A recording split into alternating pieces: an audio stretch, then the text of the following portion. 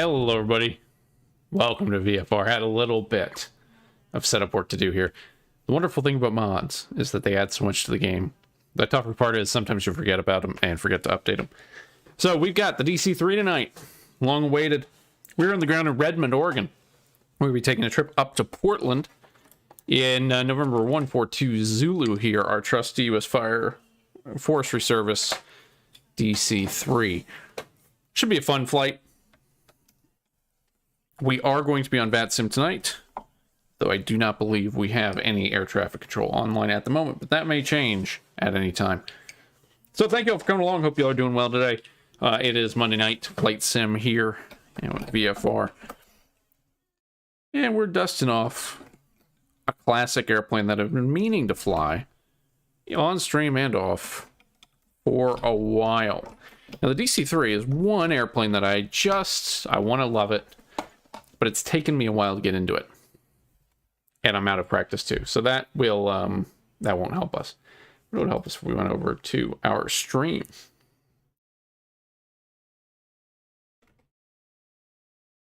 So thanks for coming along. We're at the really cool scenery by Bullfrog Sim. Redmond KRDM. This one's really neat because you got the fire, you've got the pads here for loading up the air tankers over here. You've actually got a really nicely modeled forestry building over here. Plus, you also get the passenger terminal on the far side too. So really nice scenery. Cannot recommend it enough. And there's a bunch in this area. So if you want to fly anywhere around here, it's something you can do. What is the other? I think we have one installed too, but it's up further north. Is that, not Pendleton, Walla Walla. Anyway. So basically, for our flight today, let's go over our flight plan real quick while I file that into vPilot.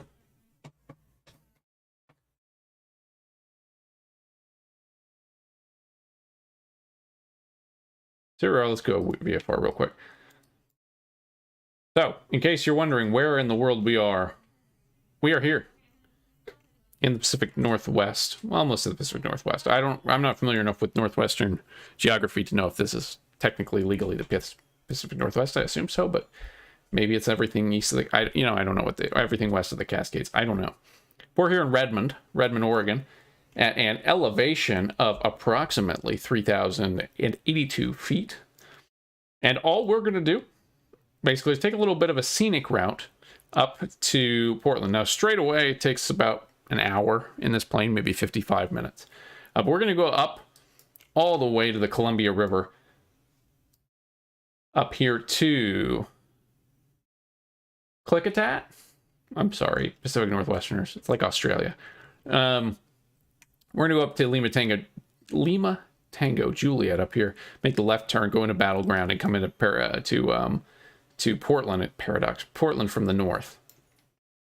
But we're going to basically follow the scenic route over the Columbia River, over the dam, see some points of interest, hopefully, but also do some IFR flying. So we are going to be basically departing the airport here. Redmond is one of these airports with crossing runways.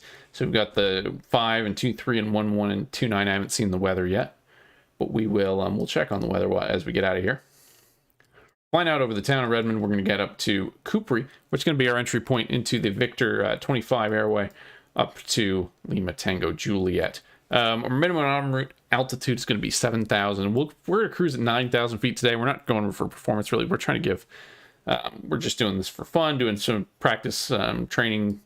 We're going to do some training approaches into Portland and then probably return home. We're going to come up to Lima Tango Juliet and then fly the rest of the way over. But a relatively low level, 9,000 feet for us today. So let's check the weather, if we could. Redmond is showing wind 320 at 14, gusting 19. 320 at 14, gusting 19. That means we probably want 29 down here on the south side by that run-up area. So that'll be good. Temperature 5, visibility scattered clouds, 5,500. Temperature 14, dew point -2, altimeter 3007. Gusting to 19 knots should be fun. We do, this is a nice place to have the crossing runways.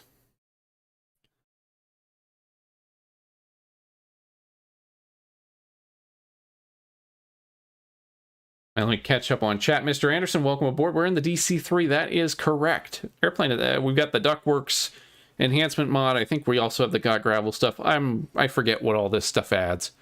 But we're basically going to be doing a training and proficiency flight here out of our forestry base here, or the U.S. Forest Service base here at Redmond. And Mopar Dude, welcome aboard. Good to see you. Hope you're doing well. Chris Patton, good evening from Houston. Good evening from Redmond. Well, good afternoon still, really, in Redmond. They're not quite to evening yet. The beauty of the Pacific Northwest, I hear. Yeah, Microsoft Flight Simulator muted too. I don't know why. All right. So let's get to work here. We are, oh yeah, this is the classic version too, so that's good. That's what I wanted. I wasn't sure if this was a retrofit or not. I didn't really want to deal with the 530. We're going to be doing this all VOR to VOR. And it took me, was this airplane? Oh no, that's the other one. That's the, I finally figured out the DME in the Caribou. But I don't know if this airplane has a DME. Anyway. I'm getting my old airplanes crossed. And now I got to remember how to do this stuff too. So let's get controls set up. We are kind of initialized here. Are my switches bound? Yes, we've got battery, alternator, lights and stuff. Is my starter bound too? It might be. So we're going to go on to battery cart for the moment. Just while we get set up. Turn the beacon light on, position lights on. Everything else is good to go. Okay, so we got to come over here, open up our hydraulic valve and 6 pumps. 2, 4, 5, and 6. Click that back in. We need to make sure that we are giving the engine fuel. So we're going to go with a left main tank and a right main tank. Good enough time to talk about weight and balance too. Let's get that set up. We'll fly with full mains just to be relatively heavy. Simulate something of a not combat, but simulate an operational use case is the idea. We're going to have some guys, some people, folks, tagging along in back. We'll have 2 rows, 3 rows of kind of 1.5 people. That makes a lot of sense. 400, and then we'll put, someone's put 50 pounds of gear in the back. So maybe they're student pilots or training pilots or something. I don't know. Cowl flaps. We want them to be open for the start, I believe. And I should stop believing, and I should just actually go to the document.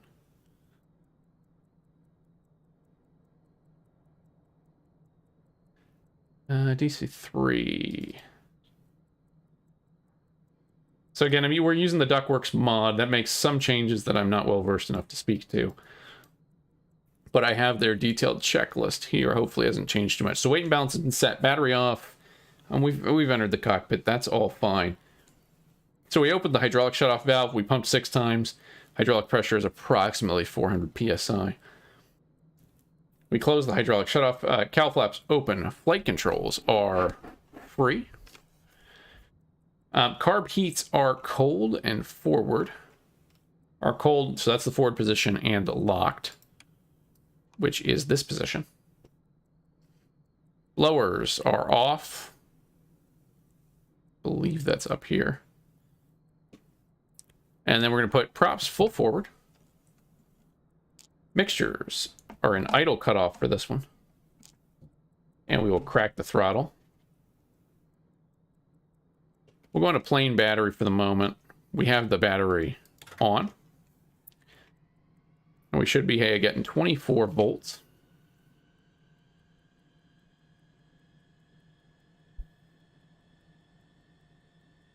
Now, if we need to check our fuel gauges, we got left main should be full, right main should be full, right aux is about half, left aux is about half. It's kind of cool how it switches. We'll leave it on the left main for now. And we're going to run off of both mains. Did I get distracted before I did the right fuel tank? No, I did both of them. That's good.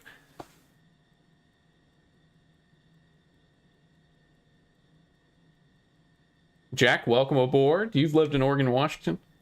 It is. It's one of my it's a place that I don't know that I've ever been, but it is fun to fly around. Definitely a really cool place to fly, and lots of cool airports to fly into. Main tanks, fuel selectors, main tanks, lights are as required. We've got beacon lights and position lights on. Main ignition we want to be on, so that's off. So let's make that on. So to start the engines, and this is the fun part we're going to do, and I might not get it the first time, because I'm notoriously bad at this. But we need to do boost pump on, check fuel pressure, which is, if I remind myself, we're not getting any fuel pressure because we don't have any mixtures. But if I bring the right mixture to auto rich, we do get fuel pressure. We'll leave that in idle cutoff for now because that's what the checklist says. Then we have our start panel here, where we're going to hit right engine starter. It's down on this switch. We're going to wait about 10 seconds, between 10 seconds and no more than 60, I believe, is what the, or it might be no more than 30, but around 10, 1 Mississippi, 2 Mississippi.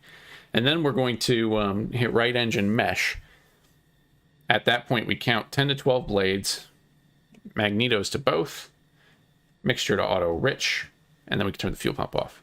We'll see if that works. I've done it, I've done it a few different ways before, but you do get into some funky cockpit positions, or I do here. Because you kind of try to see the propellers. I definitely also open the window just so you can hear it come through much better. All right, so we're going to energize right engine. Here we go. Let's not screw this up too bad. 3, 4, 5, 6, 7, 8, 9, 10. And then we're going to hit the mesh button. 1, 2, 3, 4, 5. Start working, start working, start working. And then honestly, I just spam the primer button. And then it should roar to life if you get a good start. Hey! I'm not going to say anything.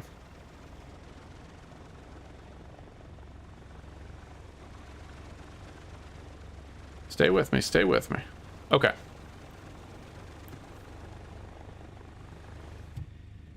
So as long as that stays on, that's one engine. That may be the first time I ever got it on the first try. And then right fuel pump off, engine RPM, we've got all that. Well, it looks good. All right, so now we're gonna do the same thing with the left engine. You can kind of see the blades there, so that's good. And I'm just going to put the magnetos to both, because doing it at the time is a little tough. 2, 3, 4, 5, 6, 7, 8, 9, 10. Mesh. 1, 2, 3, 4, 5, 6, 7, 8.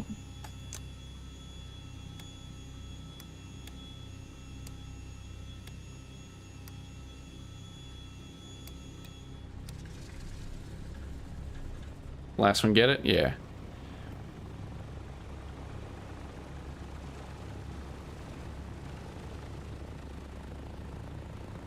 Yeah, thanks, Tim. Giving a clear prop out the window. That's the first officer. Giving a good clear prop. Okay. That's good. Wow, that went smoother than I thought. Maybe really don't know what I'm doing. Avionics are on. Beacon's on. We'll get everything else going here in a minute. Ground's crew will get them cleared away and close all our doors and stuff Chocks are off, but I'll put the parking brake. This is a 737 style, right? Where I have to... No. It's just a not working style. I had to fix some of the bindings. Maybe we'll leave the... Well, no, we'll leave that off for now. Okay. So that's good. Inverters need to be on.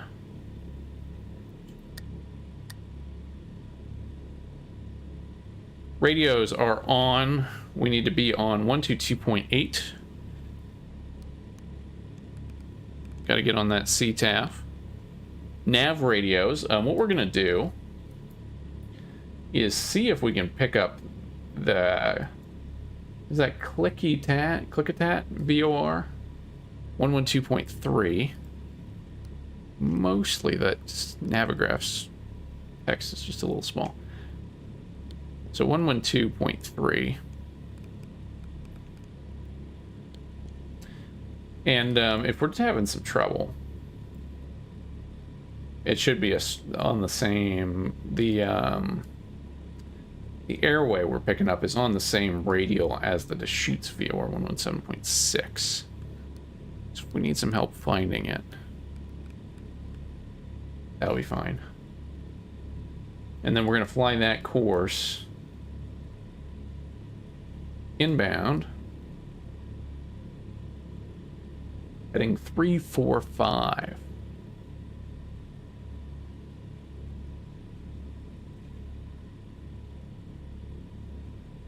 Where is my HSI knob on this one? So that's 3.3.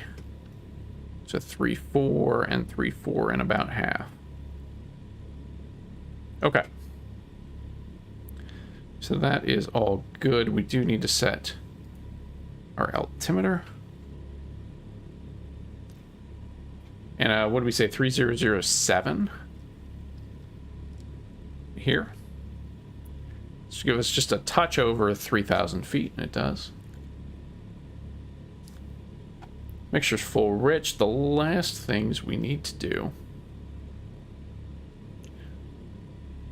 Let me squawk. We'll squawk 2,000 just to be clear that we are an IFR aircraft.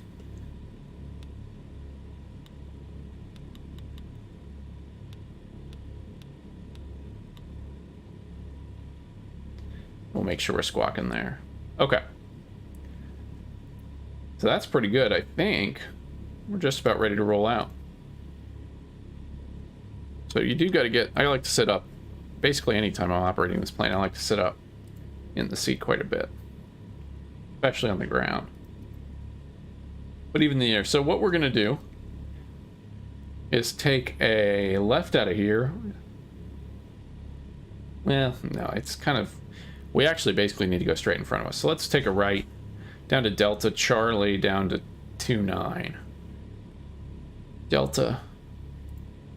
So like here, we're here, Delta down to the US 4 service ramp. Delta Charlie cross 2329. Redmond traffic, November 142 Zulu. I gotta write that down.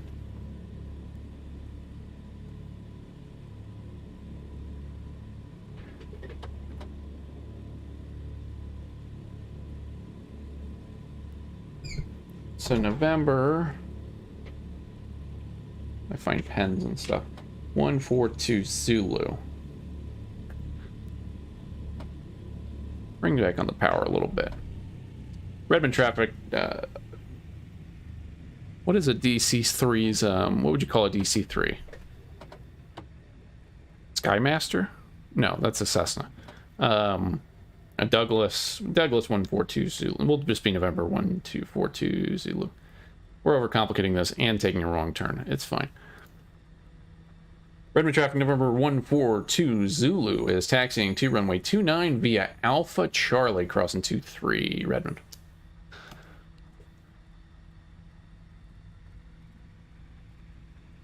So thank you all for coming along, for just joining us. We are on VATSIM here, doing some kind of low-key flying in the Pacific Northwest in our trusty DC-3. We put pitot heat on. Everything else is okay. I'm going to turn the landing lights on now. Just light everything up. We are on battery, which helps. So we're up high, up nice and high. We'll cross, we'll make the kind of hard left here and get on our way. So the commercial terminal is over there. You can see custom model, really nice. I flew the, I used this as a CRJ refresher flight one day, but the weather was so horrible that it ended up being kind of a mess. And because Redmond doesn't have an ILS in all directions, we had to fly the RNAV in, and CRJ was just tough. What a fun airport to fly to. Maybe a good airport for the ATR. I don't know. I gotta figure out where I think I'm gonna get it regardless and try and make a video on it tomorrow, but need good flying stuff. It's a shame because most US carriers have phased out at least the passenger version.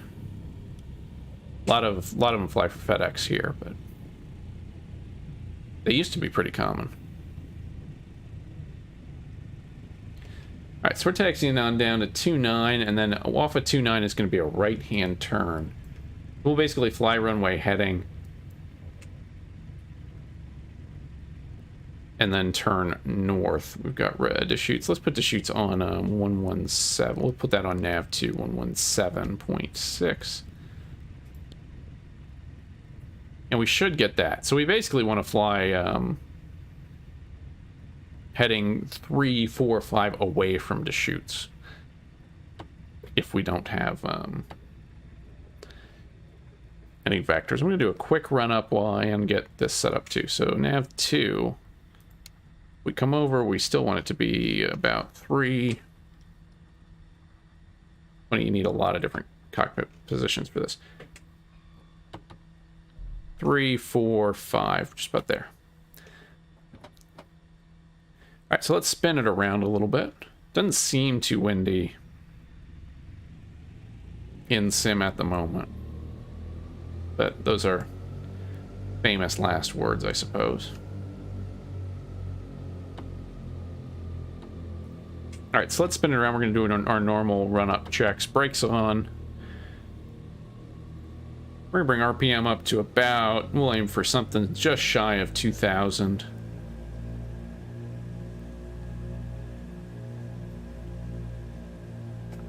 Everything's full forward. Good to go. All right, now, magnetos. Right. Stabilizing. Back to both.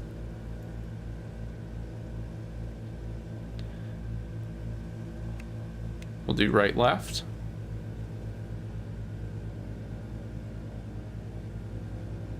Oop, nope. Wrong way. Back to both. Did I shut down my engine? Yeah. It was a good start.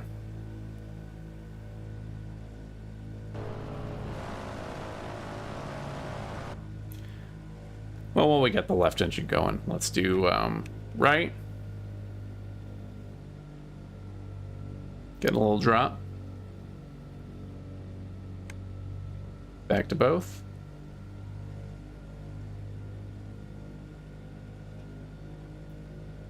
One, two. Back up. And let's refire the engine. So we need to go right engine. And the left, that should have been off. Boost pumps on. 1, 2, 3, 4, 5, 6, 7. You should just hear whine. 8, 9, 10. And then we're going to mesh and pretend we're counting blades. 1, 2, 3, 4, 5, 6, 7.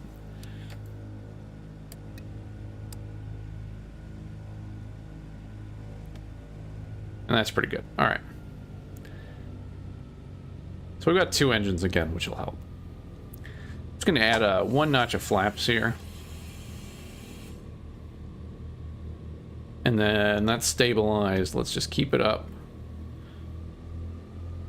Just above 1500. We'll just do a wipe out the props real quick.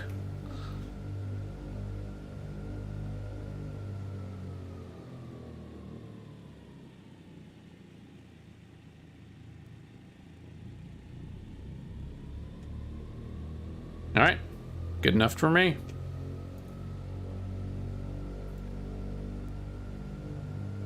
So the C4, and that would be true. This is the C-47 is the Skytrain.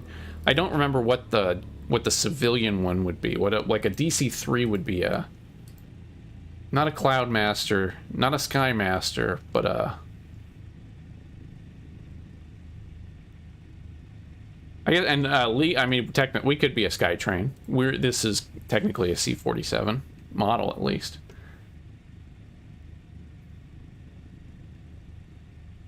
I think but I think from reading very limitedly that DC-6 pilots would call themselves like Douglas 142 Zulu or something, if they do that at all. Yeah, I don't see anything from a 30,000 foot view on a Wikipedia page, but that doesn't necessarily mean that it doesn't exist. All right, let's get onto the runway and get going. So 29, wind was, what did I say? 320 at 14, gusting 19. So that's a decent, that does not look like the windsock that we saw, but if it's better than that, I'll take it. Redmond traffic. November 142 Zulu is taking runway 29. We're departing out to the north, Redmond.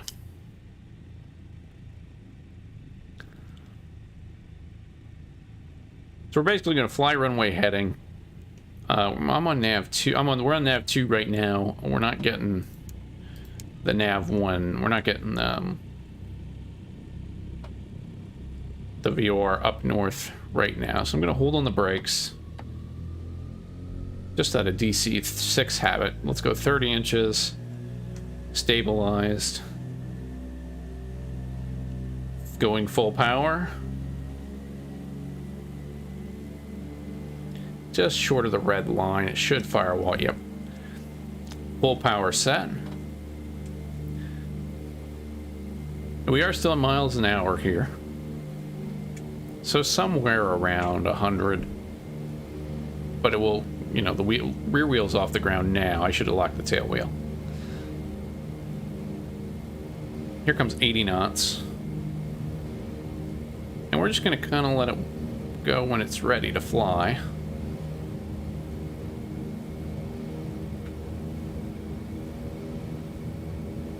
I'm in no real hurry. We're flying now. Just a real gentle liftoff. 100 knots. You can definitely be a little more aggressive than the DC-6. I don't know how realistic that is, but you definitely can be. Bring flaps up. Loosen the rudder and we'll trim out just a little bit. Keep the climb going. Positive rate gear up.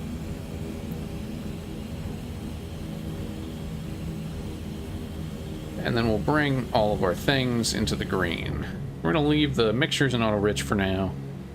I'm just going to bring power back to about 40 inches of manifold pressure for the climb out. It does look serene. When you get it right and you don't have 15 knots of wind quartering you in the DC-6 or the DC-3. Like the DC-3 is very, at least this model of it feels very stable when you, again, when you're kind of in the conditions that you want to be in. And when you're not, it can be kind of a handful. So again, we're going to want to fly away from the chute's VOR.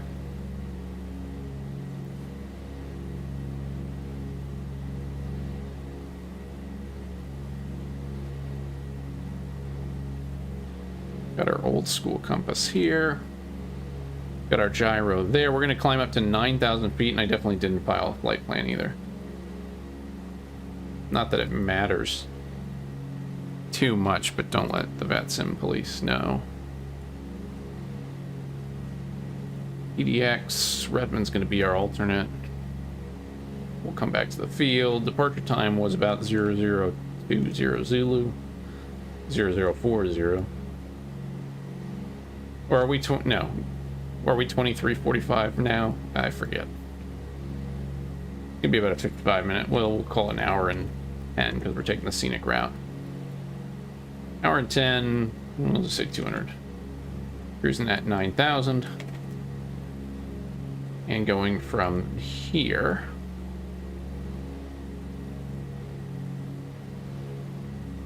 And if we're ever getting too confused, visually we want the mountains on our left, and we're going to fly until we hit a river. And that's climbing through 6,000 now. So when in doubt, we can use that as a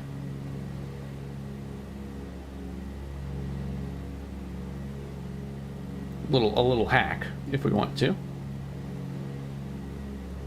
All right, now we're legal. File a flight plan. And now I've got my we've just picked up the VOR. We're going in roughly the right direction. Let's just keep the climb going, increasing just like the DC-3. We're going to increase the throttles and maintain 40 inches of manifold pressure as we climb out. Not going to touch the throttle. I'm not going to touch the mixture for now. So gear successfully up. We got a red light. I am going to lock the tail wheel before I forget. It's going to come back. That'll be something that we remember later.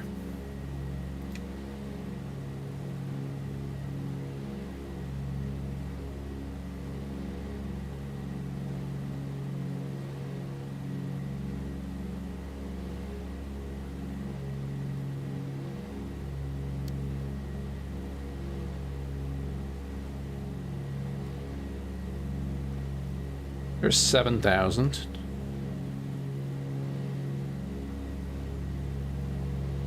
And then I guess we're going west. So should we be even?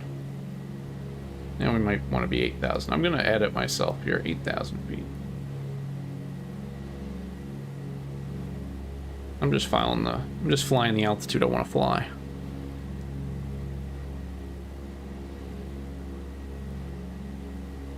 Speed's still pretty good.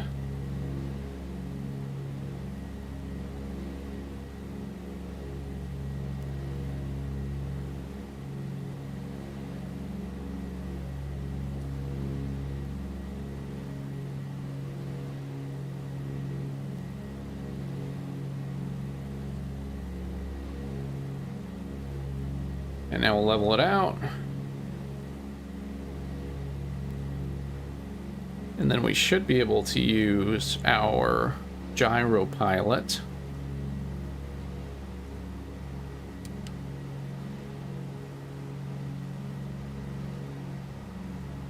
Nope, we want to go up.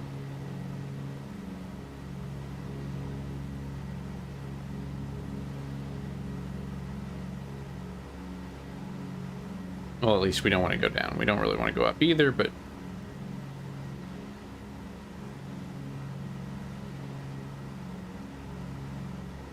mostly don't want to go down, and we can set this up too. So this is a little bit of black magic for me. I'm not super familiar with the gyro pilot system,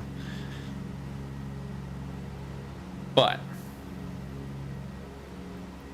should be able to make it hold ourselves mostly level and go mostly straight.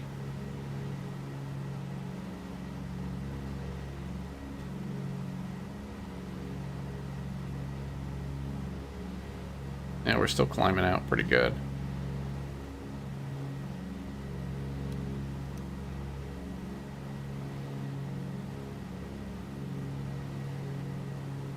Man, we are still climbing. Not working. Just too much power.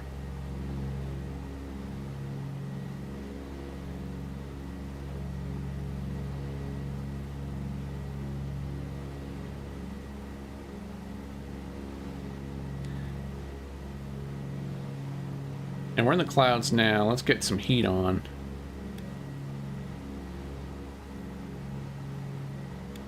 Let's keep the icer on, just in case. I have some more anti-ice here somewhere too, but let's get this situated first.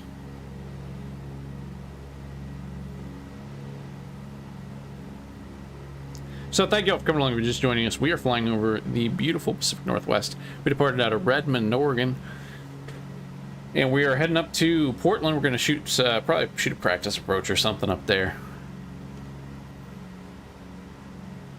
Should be good. We are flying the colors of the U.S. Forest Service today, operating DC-3 out of their base at Redmond. Now, I don't know if this is, I can't remember if this airframe is the one. There is a DC-3 that operates out of Redmond, I believe, or did, as of like last year as on ADSB exchange, but so they are in use. I don't know how much actual smoke jumping they do anymore, but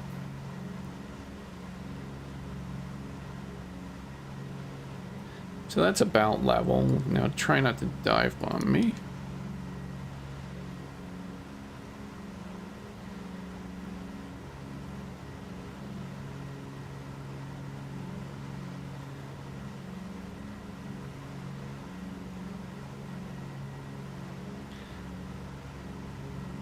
Alright, that's pretty good. And now we're going to make the right-hand turn. So I'm going to line this up. We're heading 330.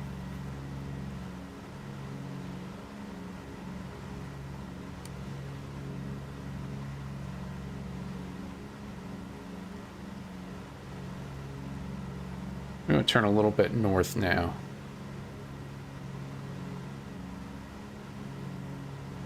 I mean, basically due north.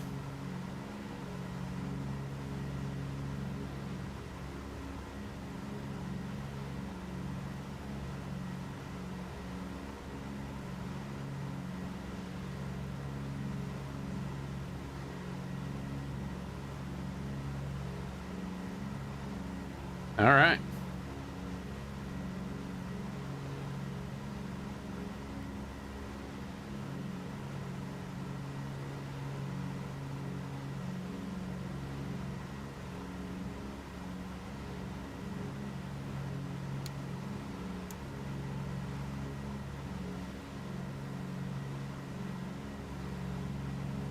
Thank you all for coming along. Hope you all are doing well on this Monday night. Knocking off a long-awaited one I've been meaning to do for a while. It's a fun plane. Certainly a unique plane. Still surprisingly capable.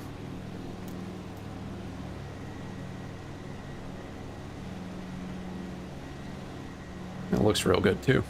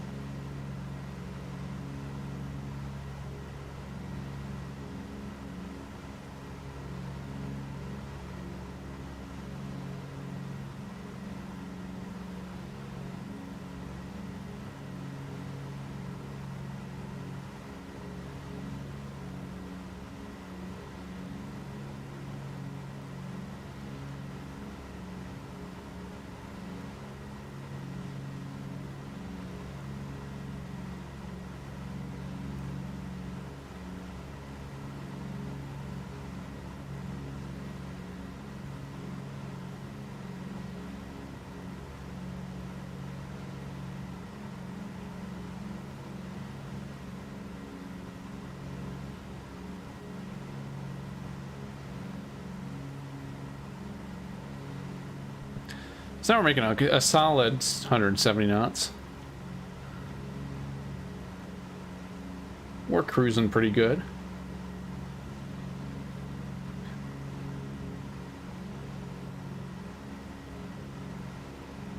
Again, we do have the Duckworks DC-3 mod installed. I need to put that in the stream details.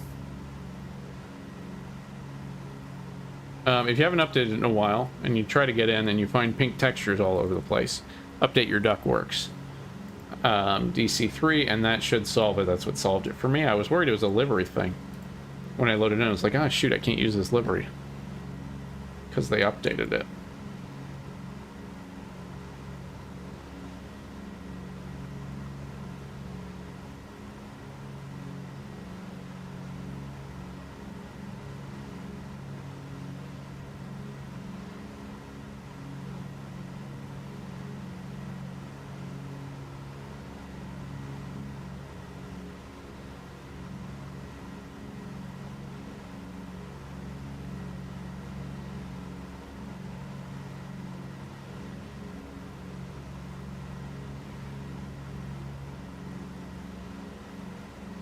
Also, let's check on the weather in Portland. At the moment, we're pretty high, actually. Are we still climbing? We're still up at like 9,000 feet, which isn't what I wanted. Oh, I see. I think I know what's happening here. This is, depending on which side I'm sitting on, it's turning the knob a different way. So let's dive just a little bit. Get back into our cruising altitude. So Portland weather. Reporting VFR conditions, calm winds, 10 to surface mild visibility, scattered clouds, 035, overcast 55, temperature 14, dew point 7, altimeter 3019.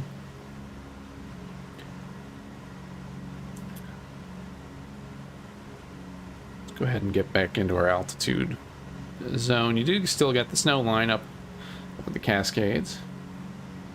But other than that, it looks like things are thawing out a little bit. Yeah, a beautiful country to fly. Must be just spectacular.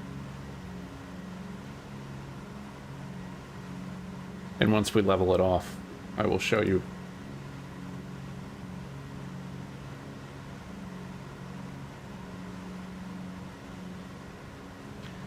And the needles are coming in slowly, slowly coming in.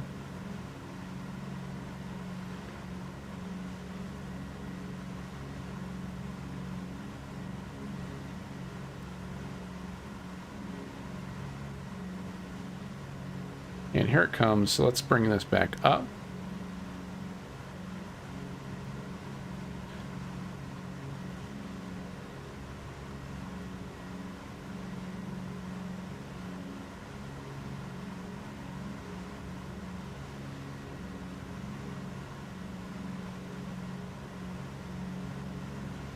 And just level it off a little bit. So now we're more or less in block.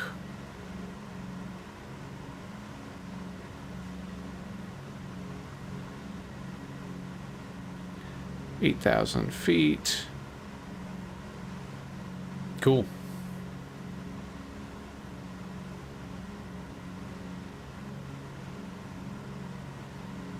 So again, thank you all for coming along.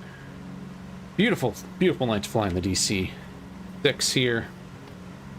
It's a busy cabin. It's a little, maybe not intimidating, but intimidating. But it's good fun.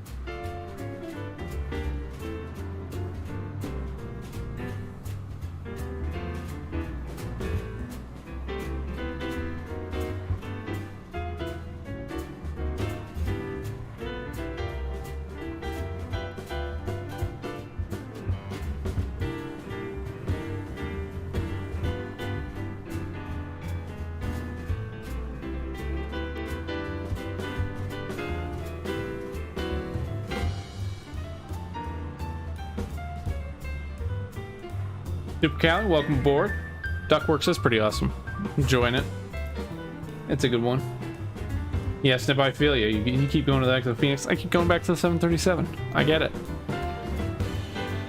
But I will say this one, it's got a... I don't know if it's a learning curve. There's just a bunch of things to fiddle with on this airplane that you don't have with others. Like, you need all the mods, and they work a little different. And it's not necessarily straightforward to get going. Once you kind of get into the groove, it's a good fun one. And it's not that it's not hard, but it takes we gotta adjust a little left here. It's not quite as demanding, I don't think, as the DC-6 either.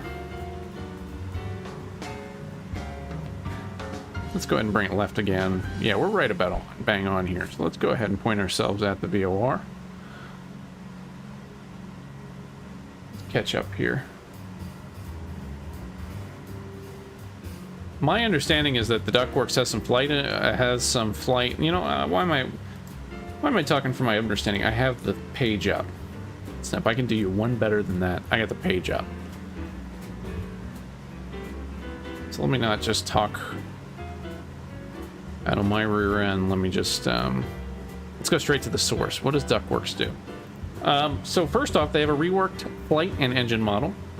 Replaced the windows and detail map, the windshield windows detail map, and main instrument panel with some better textures. I think you do see that.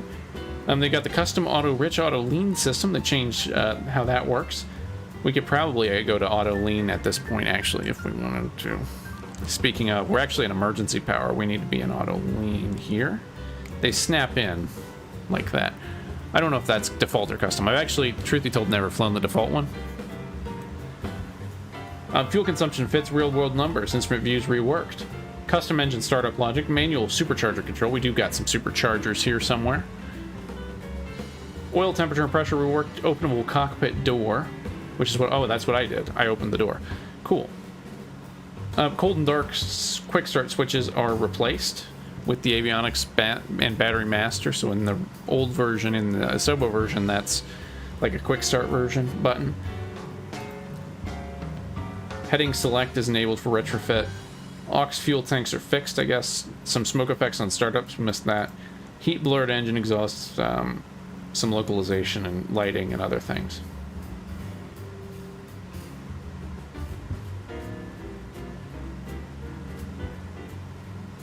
Let's how do I back out of this now?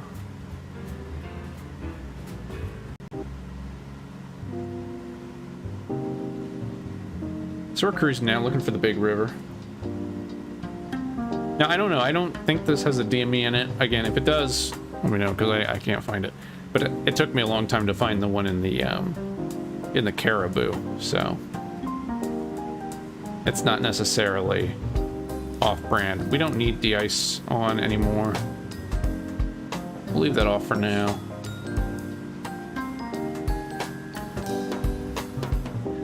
Let's look for any other switches I forgot to hit.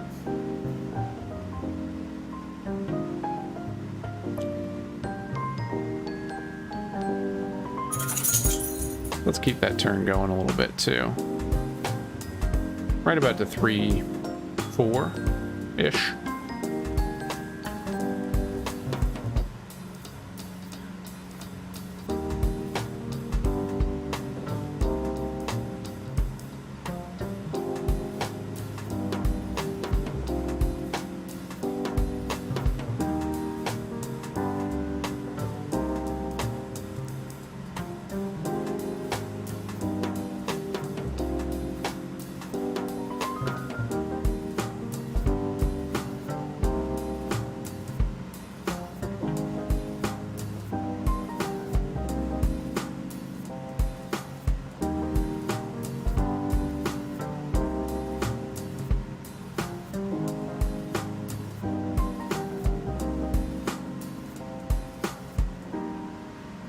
Let's see, what do we have at Portland? What trouble can we get into at Portland? I have said that this is kind of a practice flight, so we're more or less simulating crew proficiency practice. What does Portland do in real life? Light aware. Let's look at KPDX. So it looks like Portland is landing west. So it looks like they're landing on the 2/8. So we will plan to land on the 2/8.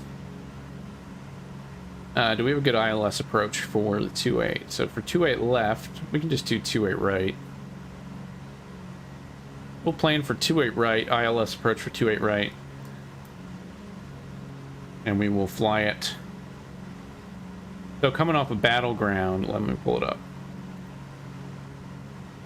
So here's the chart coming off of Battleground. If we go to Battleground, coming off of that, we're looking to heading 122 to Nacy, and then picking up the approach. We may just try to pick up the localizer and fly it in that way. We need a DME or radar. I don't know that we have that. Is there a there's a VOR approach.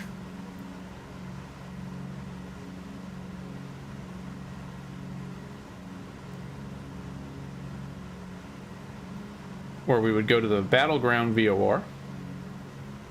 Oh yeah, let's do this. So we're gonna go to the Battleground VOR. That's where we're set up. And then we're basically going to fly out, heading 329, do our little turnaround here, heading 284, then to 104, then back in to Battleground. And then heading 161 down to Portland, where we'll then circle to land, runway 28 left. And Zoil, I don't have a DME, so we don't have Zoil. So without Zoil, that means our MDA is going to be 980 feet. And Portland elevation, I don't know what that is. 949 feet. So let's do that. Let's do the VOR and circle to land, runway 28 left. And I could be wrong. We could have a DME if we were in the retrofit version. We would. We'd have all the stuff. We'd have GPS. We'd have RNAV. We'd have everything. But alas, we are not.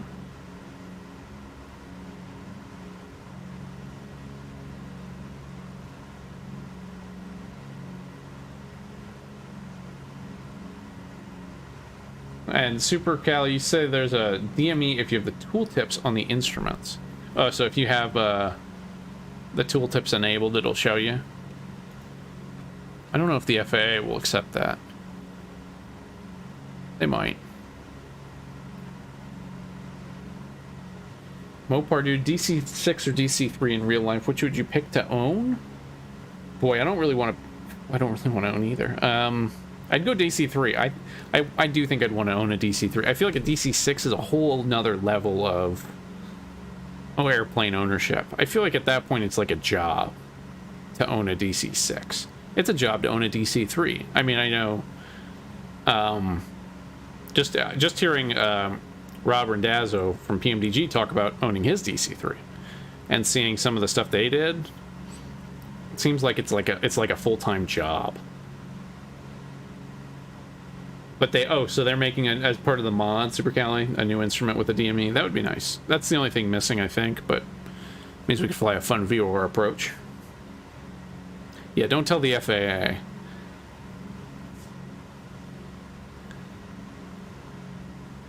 We should also be in trail cowl flaps, by the way, pilots. Let's see what else we forgot. Fuel's looking okay. We burned about, I don't know, 20 gallons, 30 gallons maybe. So that's not too bad. Everything else moving pretty well, and I do think we're getting the Columbia River in front of us. So that should be the dam.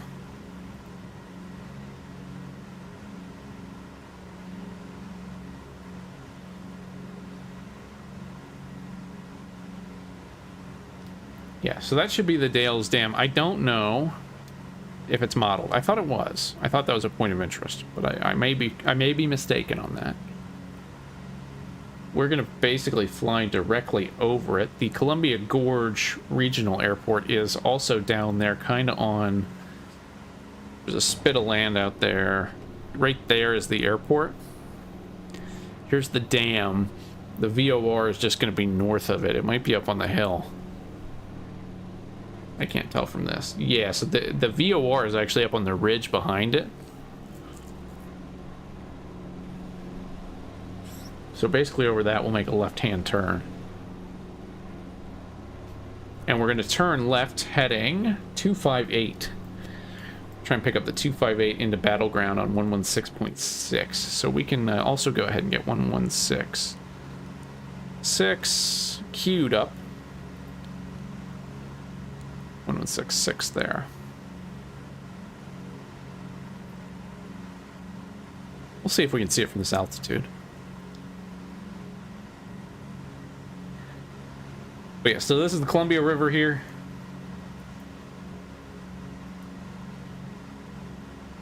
This runs, it's one of the bigger, this will take us all the way to the Pacific, out in Astoria. And I believe it trickles out into the Snake River out in Idaho, but I'm not 200% sure about that. I believe it is, though.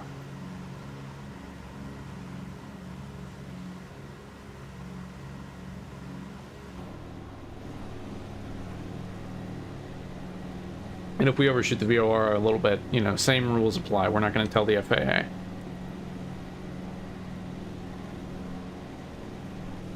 But yeah, really cool place to fly. I mean, there's lots of cool airports. Really great stuff. Just great scenery.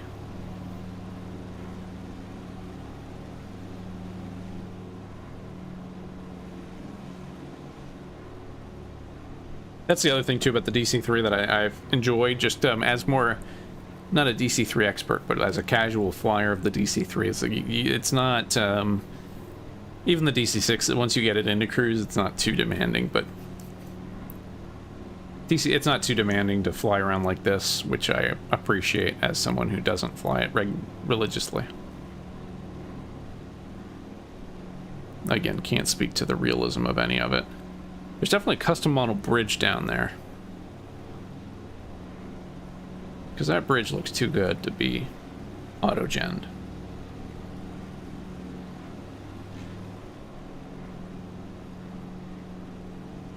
But I can't tell about the dam. It might be. Doesn't look like from this angle, though.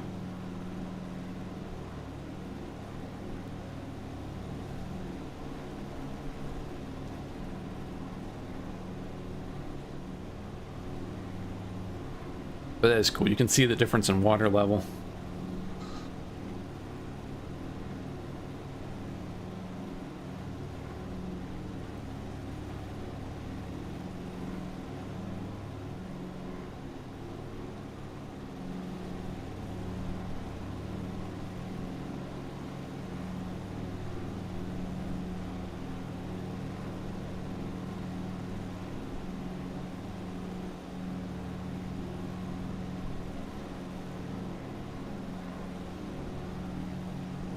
It's at least cleaned up.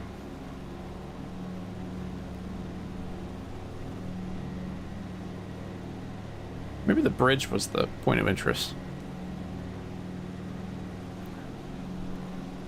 Anyway, we're getting ready to turn here. And we're not going to overcomplicate this too much. We're going to point ourselves in the direction of the green arrow. And in fact, what I'm going to do is 112.3. I'm going to swap them.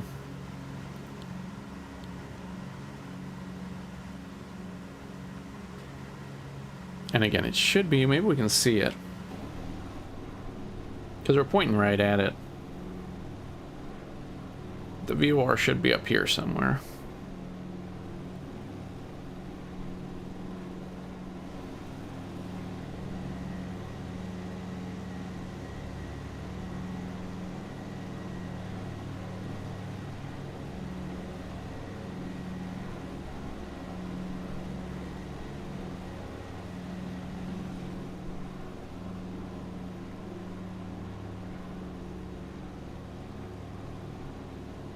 Might be up here.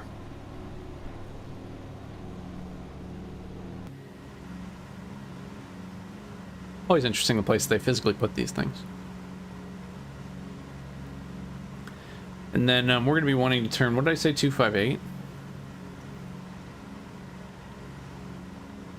It's 27. You got to get real low, down low. 27, 258, like that. And we're starting to turn, so let's turn.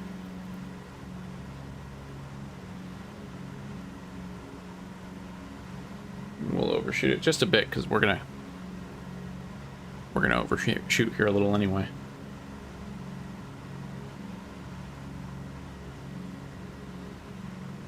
Cruise setting. We're cruising right now. We got, looks like 35 inches manifold pressure and 2400 RPM with auto lean mixture. But I cannot stress how little thought has gone into that arrangement other than everything's in the green.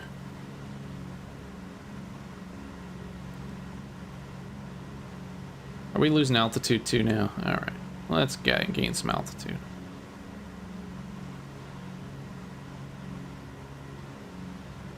But I know we're asking a lot at the moment. That's pretty good, actually.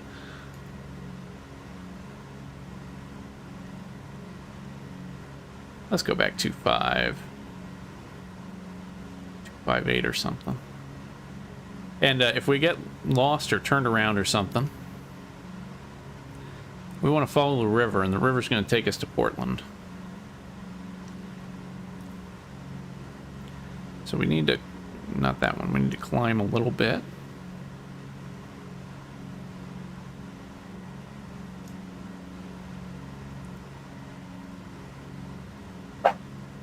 Oh yeah, we're a little low now, yeah, 6,000 feet. So I say I'm not stressed, but I should be a little stressed. Let's give it some juice. Apologies for the furry co-pilot.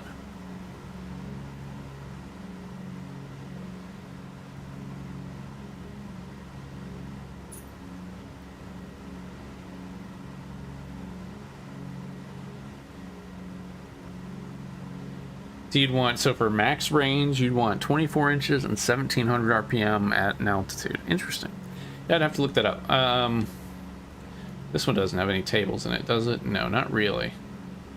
They just say auto lean mixture.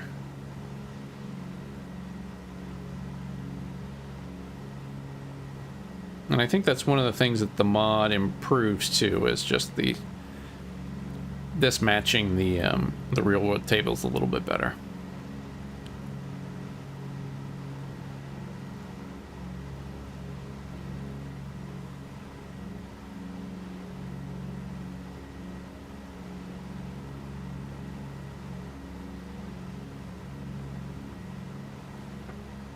And we could probably pick up the altimeter here too. At Columbia Gorge Regional, they're showing altimeter 3011, so we're not too far off.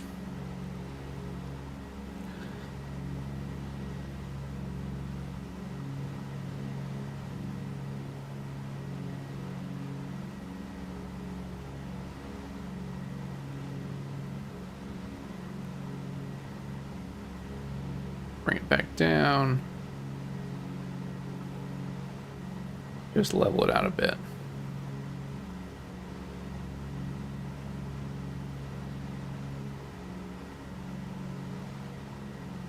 Let's correct a little bit for wind. And then this leg's going to be about 63 miles. So now for the VOR approach into Portland, we're going to come out to Battleground. And then passing, once we pass Battleground, outbound heading 329, we want to be down to 4,200 feet. Once we're at 4,200 feet, we'll do our little turnaround, descend to 2,400 feet, and then down to 980, then down to minimums before we circle. So let's bring this back here. We'll run a solid 30, 2,400 RPM.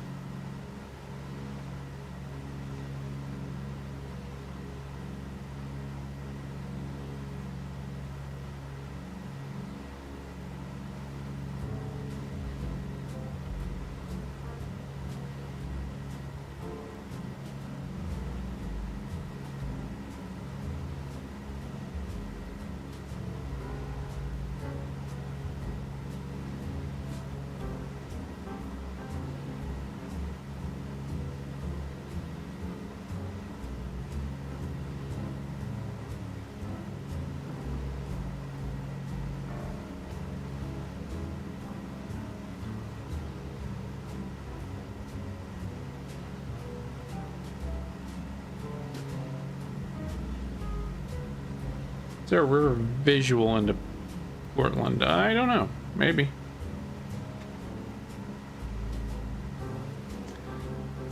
Let's see. No, I don't want the Dales. I want PDX. There's the mill visual.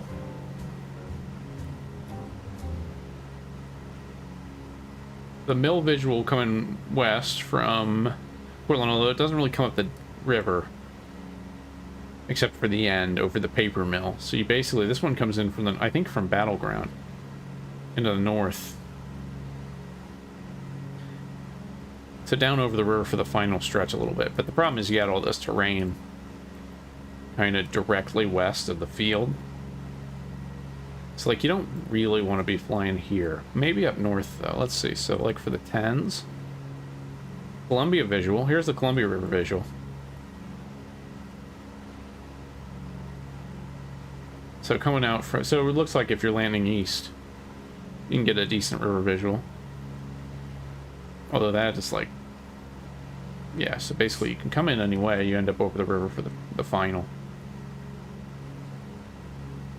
You need 3,500 foot ceilings. We'll pin that too.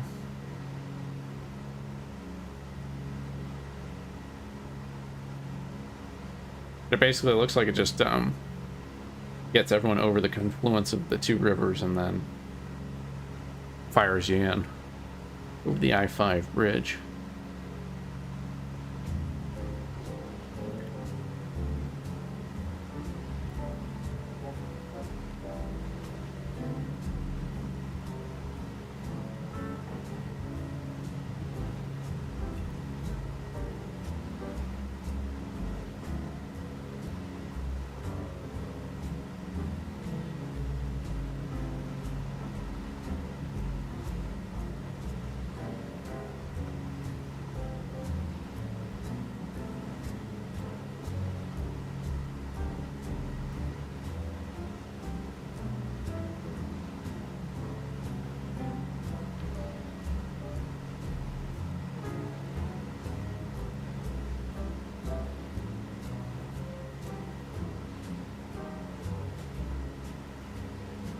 Bring it back right a little bit. We're a little bit to the left of our course.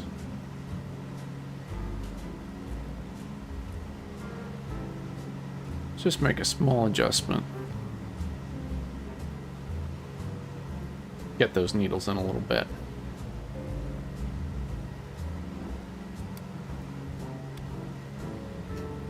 Getting a little ice as we go through the clouds here. Not too bad though.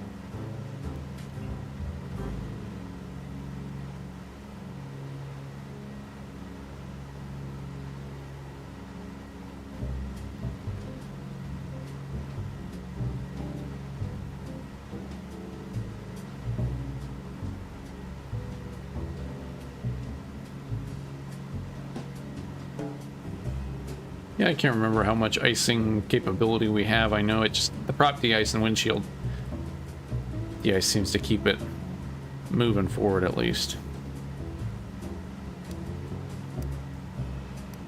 How are we doing on de-ice fluid?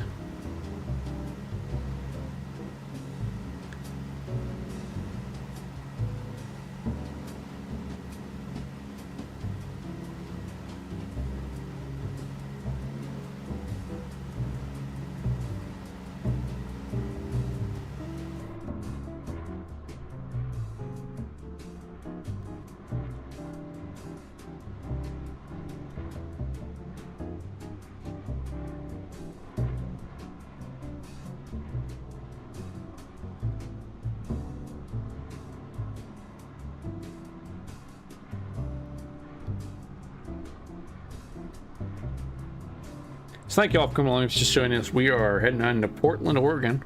Gonna do some practice approaches in the DC-3. Then I think we're gonna head back to Redmond. We're making pretty good time here.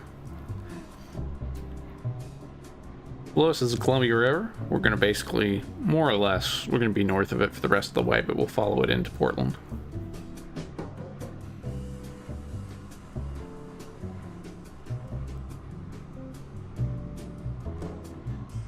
Yeah, it doesn't look like this one has wing boots. From what I can see, at least.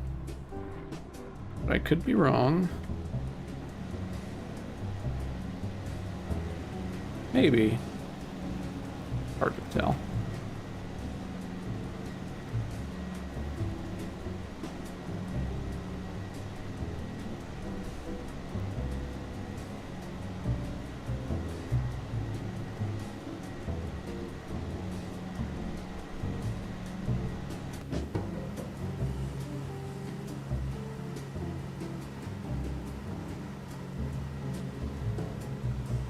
Let's just notch that up just a bit.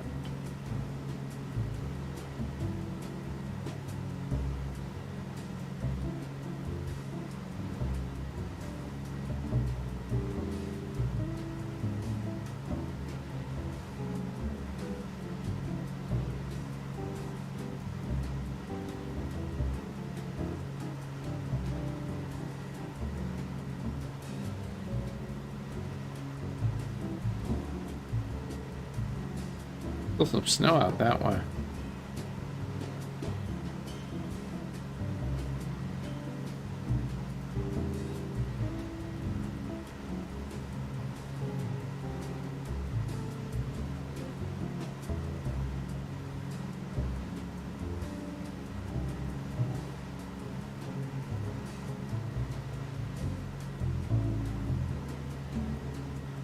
Yeah, it's getting pretty close. All right, so let's pick that up.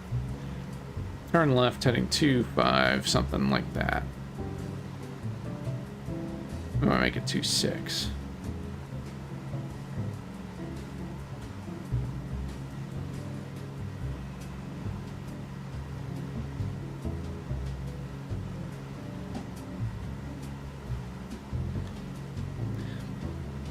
It's a really nice night for some flight sim. Quiet on VATSIM tonight, but we are on VATSIM. In case anyone shows up. There are going to be some people going into Portland. Looks like everyone's more or less coming in. Well, actually, no. It looks like people are... What are people doing? No, they're departing. So, yeah, Portland still looks like landing west. But, of course, it's going to be on an untowered field, so who knows what we're going to get.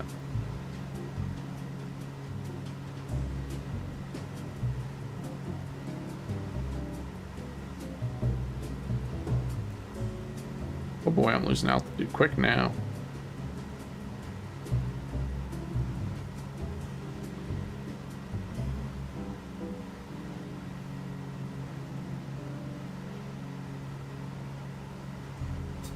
Let's just calibrate a little bit.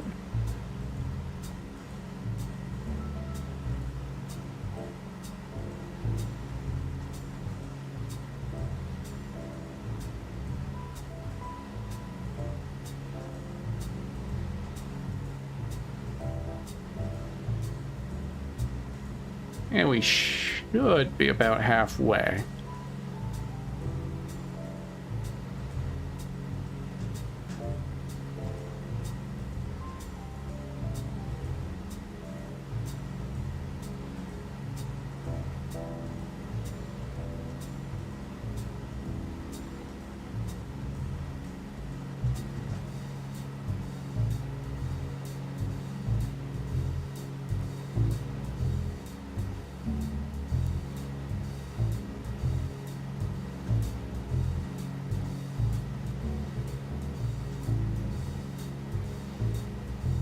Lots of good things going on. Hopefully ATR's good. We'll see. Not too familiar with that airplane, but it should be fun. Looking at kicking the tires on that tomorrow. Letting y'all know how that is. Maybe some Silver Airways. Flying over flat land. I'm sure they used them for American... for all the regional suspects too, at one point. Hope y'all are doing well on this Monday evening. Having kind of a quiet, chill stream here. Flying our trusty DC-3 with the Duckworks enhancement mod, as well as everything Got Gravel's done for him. Or Got Friends, I should say, I believe. And now we need to bring it down.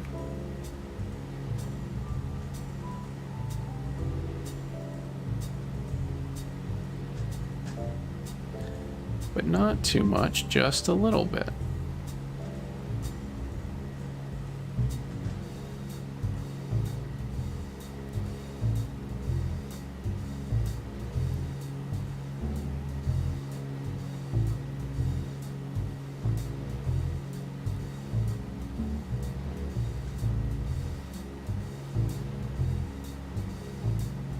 Hopefully we get out of these clouds a little bit too. We're kind of riding it right now.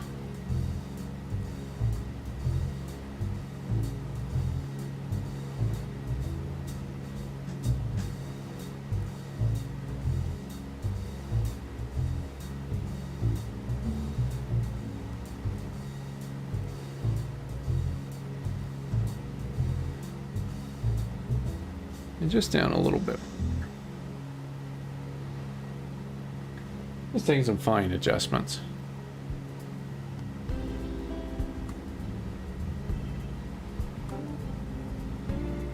So we got about 130 in the main, well, 140 gallons in the mains.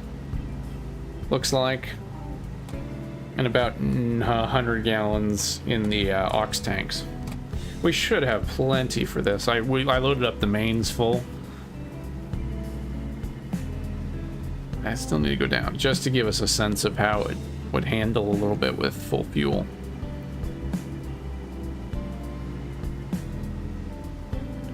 Or fullish fuel.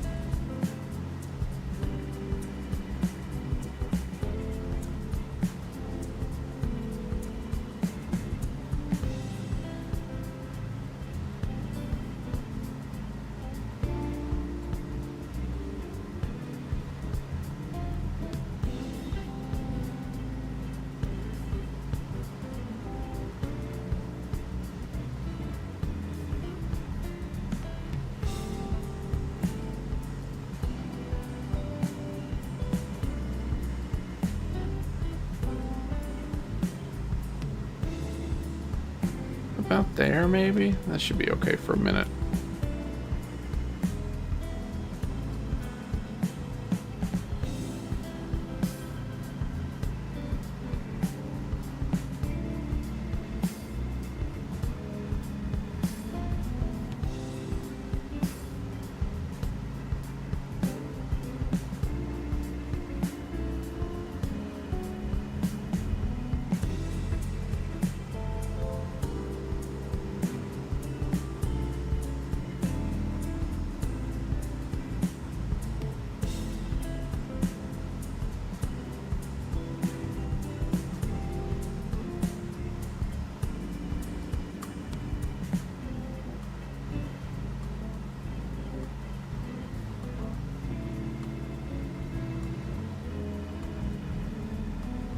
Just getting a little off here. Just making a small correction back to the right.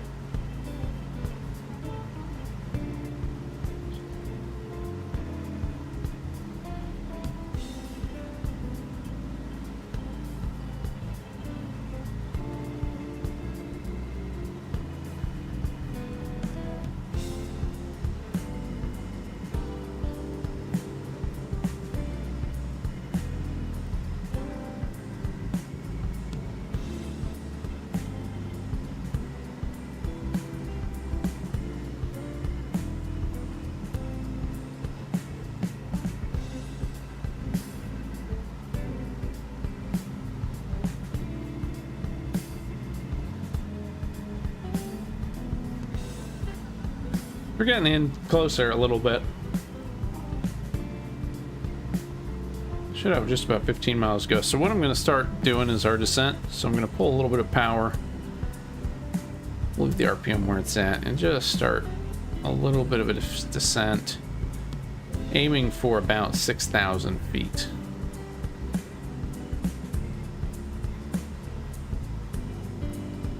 And how many people are in the area? Not that many. There's an Alaska departing. Doesn't look like many arrivals at the moment. Seems like all the arrivals are transcons. We'll go ahead and descend down to 6,000 feet. Get set up for our approach into Portland. Weather is pretty good still. Pretty good visibility below these clouds.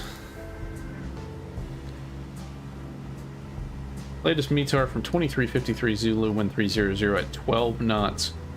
Sensor small visibility, scattered clouds 035.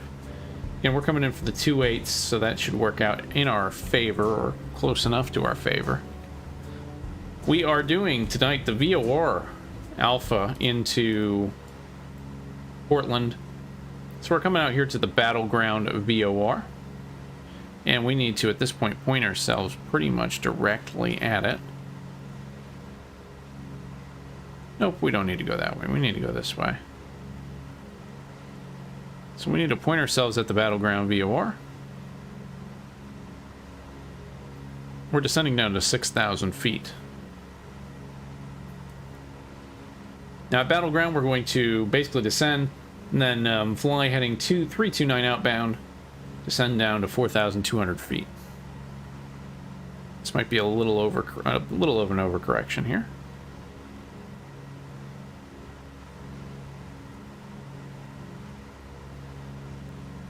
That's why we practice. And here comes 6,000 feet now. I might go ahead and set up. Yeah, well, I'm going to take control. Let's get rid of this stuff. My airplane. We're going to hold 6,000 feet now. Point ourselves at the battleground VOR. Then we're going to fly heading 329 outbound.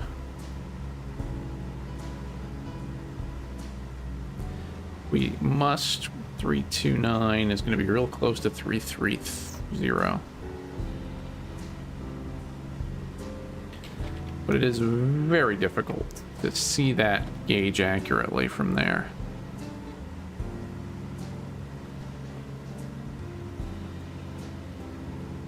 That feels pretty good. We're getting a little low. I'm going to put it back at about 30 inches. Still not a lean. Once we're on the, once we're turning hot, we'll go auto rich and get ready.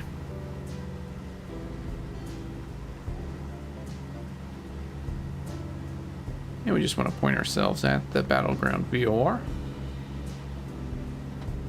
Got the Columbia River and Portland off to our left. There's the airport.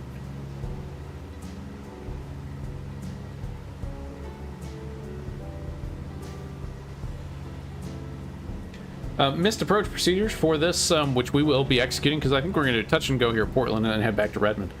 We're going to climb left turn at 4,200 feet inbound to the battleground VOR on the radial 160.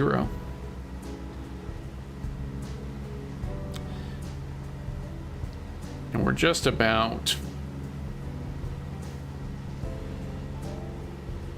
We're starting to hit the zone of confusion here.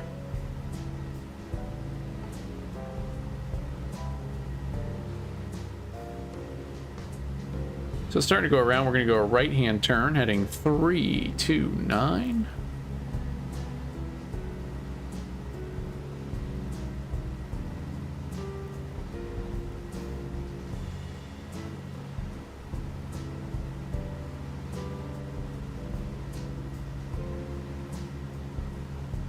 And we're going to descend down to 4,200 feet.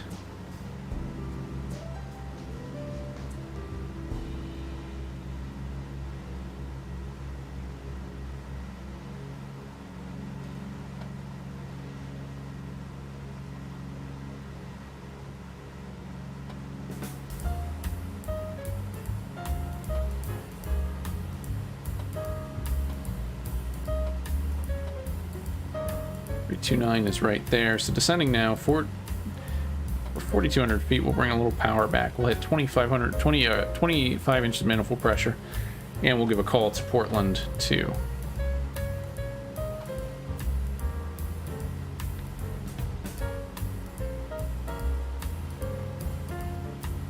Portland traffic, November 142 Zulu, we're at DC-3. We're going to be on the VOR Alpha approach for runway, circle into runway 28, Portland.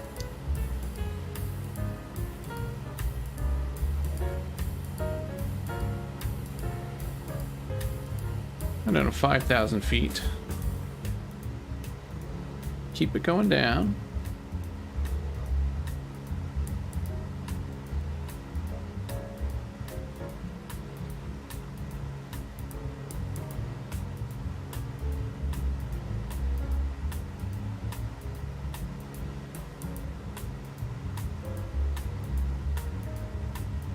Then we make the turn, so it's heading 284.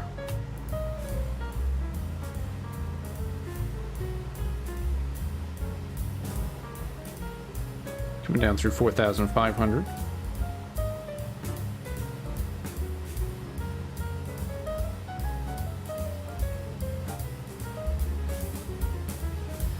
Right about there. We'll go ahead and get down altitude.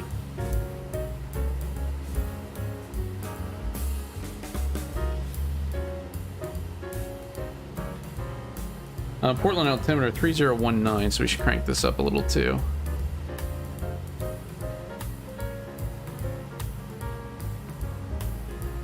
That's 4,200 feet, so let's go ahead and back on the stick a little bit and make our turn. Now we're looking for heading 104. And we're going to pick up the 149 radial inbound.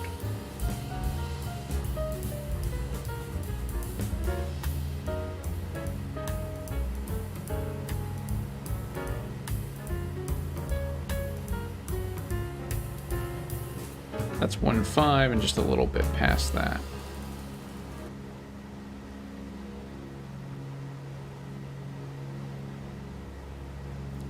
Let's get right turn heading 104. Just trying to minimize our descent at the moment.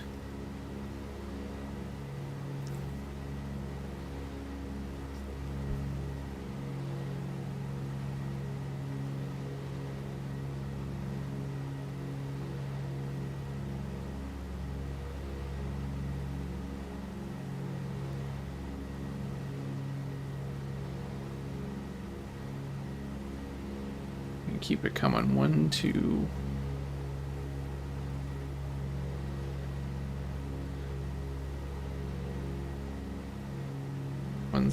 We're using a specific checklist. I have the Duckworks DC-3 improvement mod, version 1.8 or version 0.1.8 off of flightsim.to. I don't know if there's a newer version available, but that's the one we're using. A little too sharply here. But we're basically going to fly to intercept the 149 radial inbound. And then we're descending to 2,000. We need to be at or above 2,400 feet at Battleground. We can let that come down a little bit too.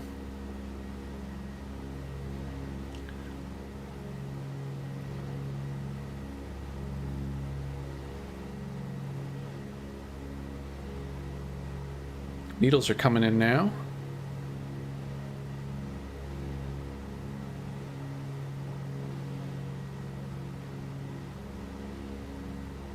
Again, we don't want to pull up too much.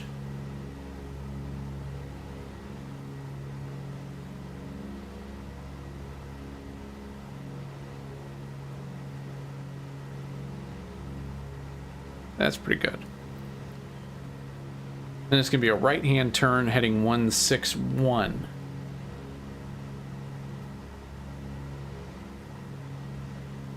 After we cross over Battleground. At that point, we'll call the field in sight. And then we're circling to land runway 28 left.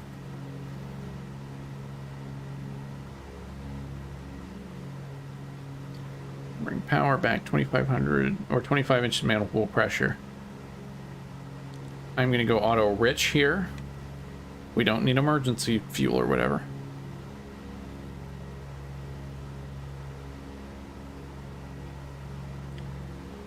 Keep it down now as we're just probably a little bit off.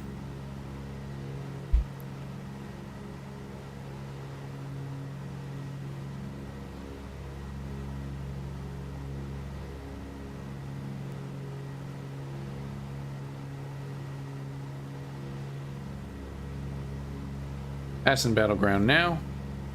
Now we're looking for 161, which is going to be a should be a right turn.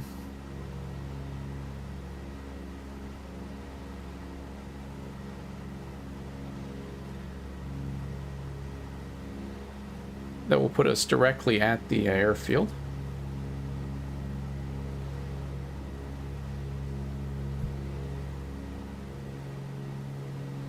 We're pointing a little left of it, so let's keep an eye out. There's the field, so we're actually a little left of where we want to be, or we're a little to the right of where we want to be. And I should trust my needles. We need to be down at 2,400 feet, and then we're going to descend. We're actually descending down to about 1,000 feet now, which will be our minimums.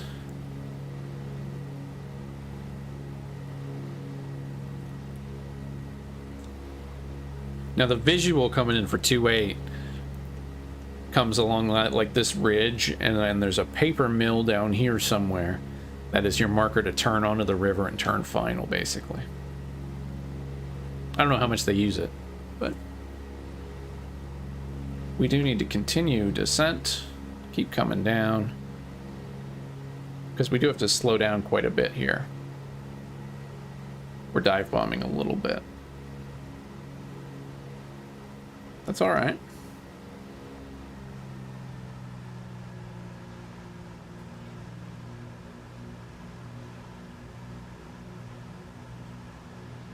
Pulling traffic, November 142, Zulu, we're about 5 to the north, 3,000 feet.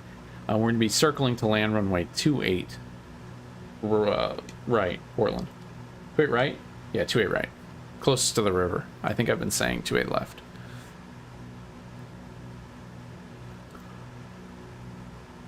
We do have the field in sight, so that's good. We're good down to minimums.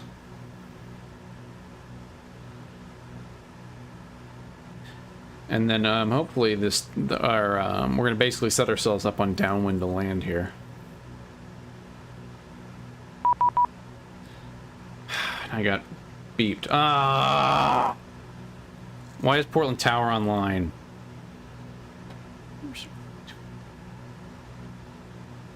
Not right now. I'm circling to land. They always... How do they do this? 1, 2, 3, 7, 7, 5.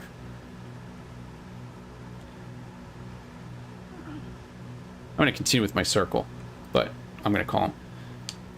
Portland Tower, November 142 Zulu. We are at 2,000 feet. We're setting up to circle to land runway 28 right.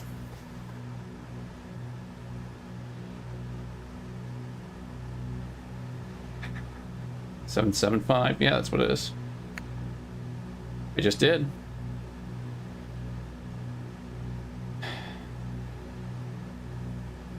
Portland Tower, November 142 Zulu, radio check.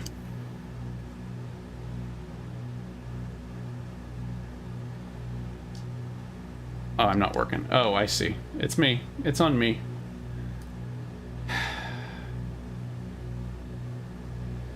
I changed my push to talk because we were in the Vision Jet. Oh, shit. I got a hot mic. Okay.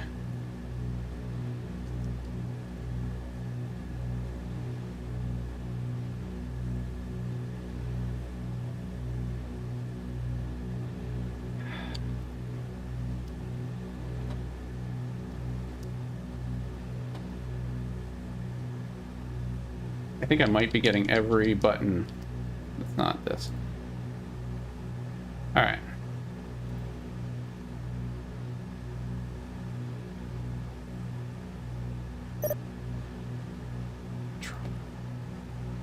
Okay, so we're gonna do F now. Portland Tower, good evening. November 142 Zulu, we're DC-3. And we were setting up the circle for runway 28 left.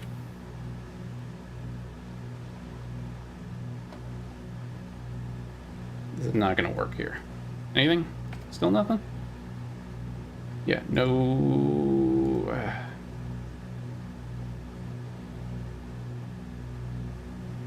And November. I hot mic'd again, sorry. November 1242 Zulu. We'll get this right eventually. Portland Tower. Winds 280 at 12, runway 28 left, clear to land.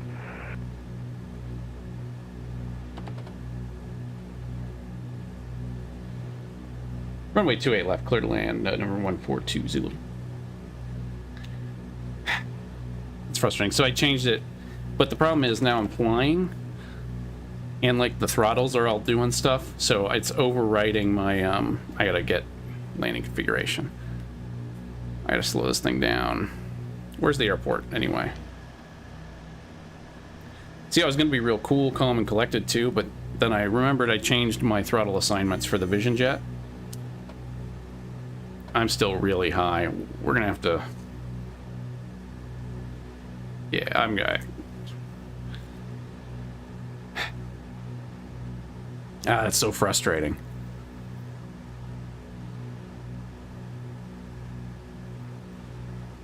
Completely forgot about changing. But now, yeah, because I'm pulling on the yoke, I'm trying to fly the plane. I'm also gonna break the rules here. Just help us get draggy. 28 left, coming in.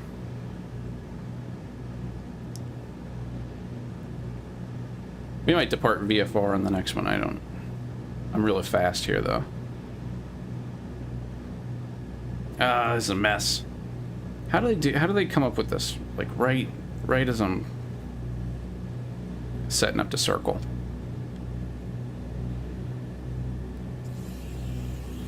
Sorry if I'm missing chat. We got a lot going on. Thanks, Chris.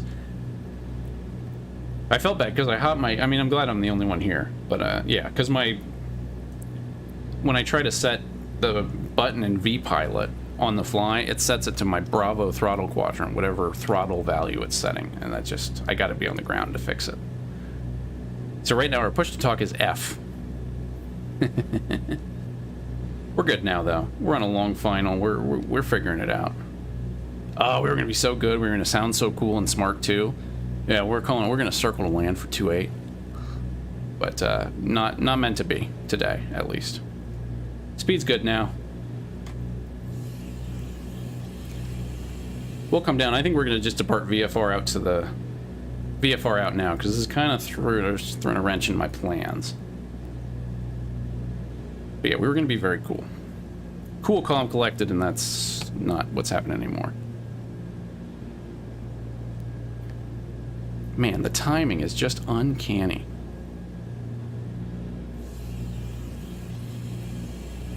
Alright, so we got flaps out now. Yeah, F is a fitting key for this instance. What is, I don't even know what I would normally use. Maybe... But the problem is then I have I'm typing a lot of Fs in chat, too, in VPilot. A lot of Fs in chat. We're gonna make it work. So my battle plan when we get on the ground, I think we're just gonna pull off and request a VFR departure to the west. Because I was gonna do a touch and go, but this it seems like a lot right now. After what we've been through, so let's pull the power back. Well, it's flaps and the world's slowest train wreck coming into land. We could vacate, I think we'll aim to, well, do we want to be, yeah, probably south ramp or so.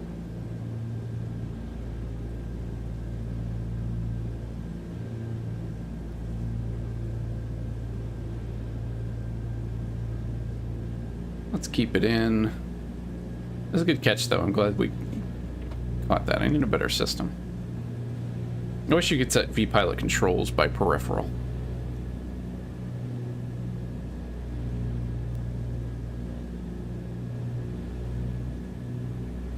2-8 left cleared to land. We are cleared to land. Lights are on. We're good.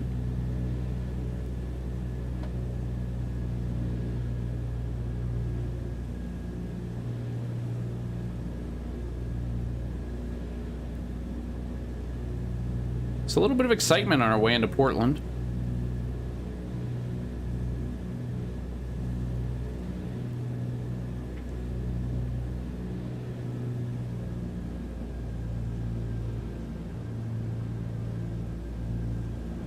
Weather's kind of, I don't know, weather kind of sucks for VFR, but we should be able to make it work. It doesn't suck. We actually have high enough ceiling.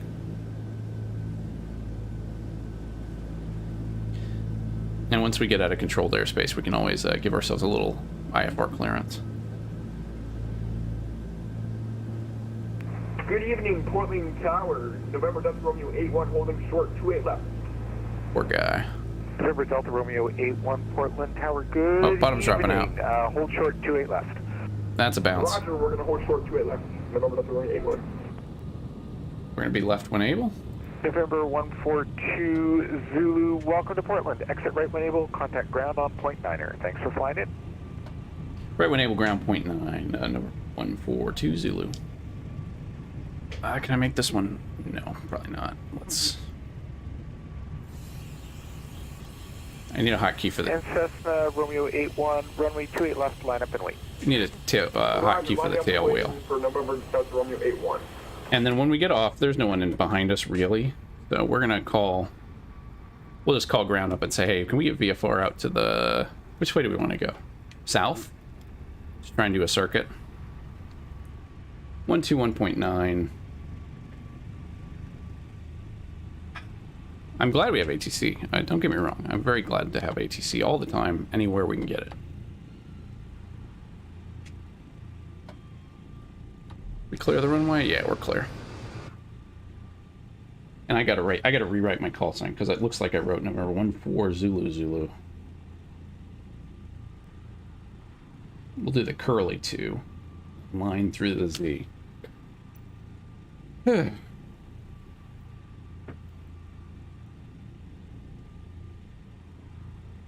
Let's get a better look at the situation. Let's clear that out. Yeah, I think we'll just depart VFR out the valley and then try and find a way across the mountains at some point. I have Navigraph up on my, that I can use if we need to navigate in a pinch. Let's also try and fix my, push to talk button.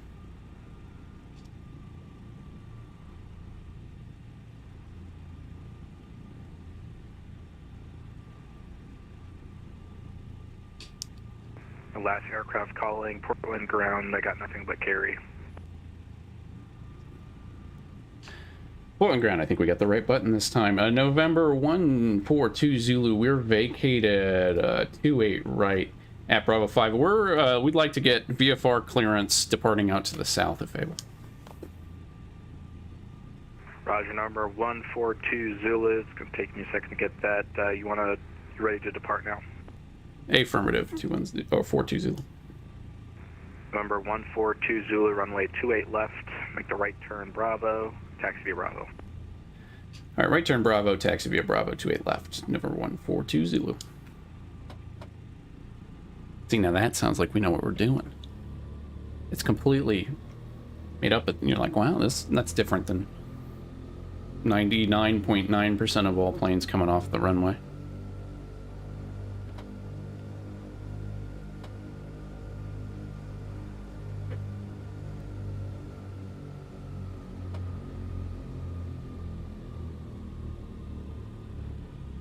All right, so we made it. We're on the ground here in Portland. Oh, thanks, Snap. So we got the right binding now, so that's good. Poor people at Redmond must have thought we were crazy. That's the problem with Unicom, is you don't know that you have a problem until you know you have a problem.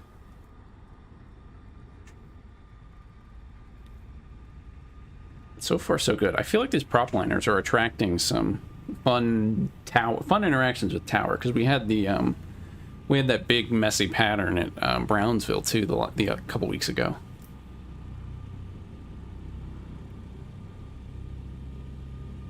Where we're on like a 5 mile pattern. November 142 Zulu, I have your clearance, and just advise when you're ready to copy that.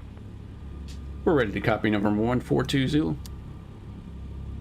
November 142 Zulu, maintain VFR at or below 6,000. Departure is on Unicom, squawk 5262. All right, we are going to maintain VFR at or below 6,000 feet. Departures on 122.8, squawk 5262, November 142 Zulu. Number 142 Zulu, read back correct, and yeah, you're already taxiing, so good job. Is that a helicopter we got? Oh no, it's a Cessna coming in or something.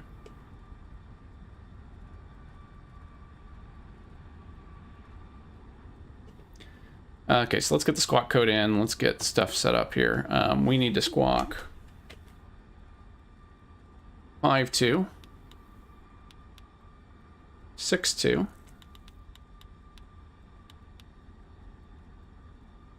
We're at or below 6,000 on departure. 122.8 is going to be the frequency, but we're going to have to go to tower before that anyway. All right, so we'll pull forward just a bit. Did say 28 left, right? Yeah.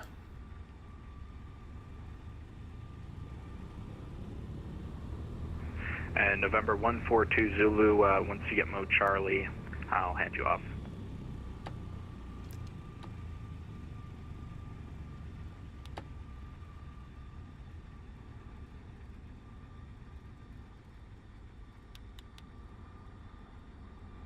November 142 Zulu, appreciate that. Contact Portland Tower 123.77. Have a good flight. Going to tower 142 Zulu.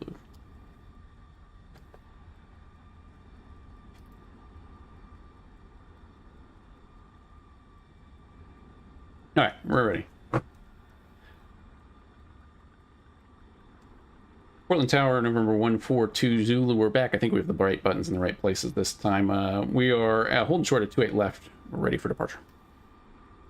November 142 Zulu, Portland Tower, good evening. Welcome back. Hold short 28 left. It'll be just 1 second. Roger, hold short 28 left. 142 Zulu.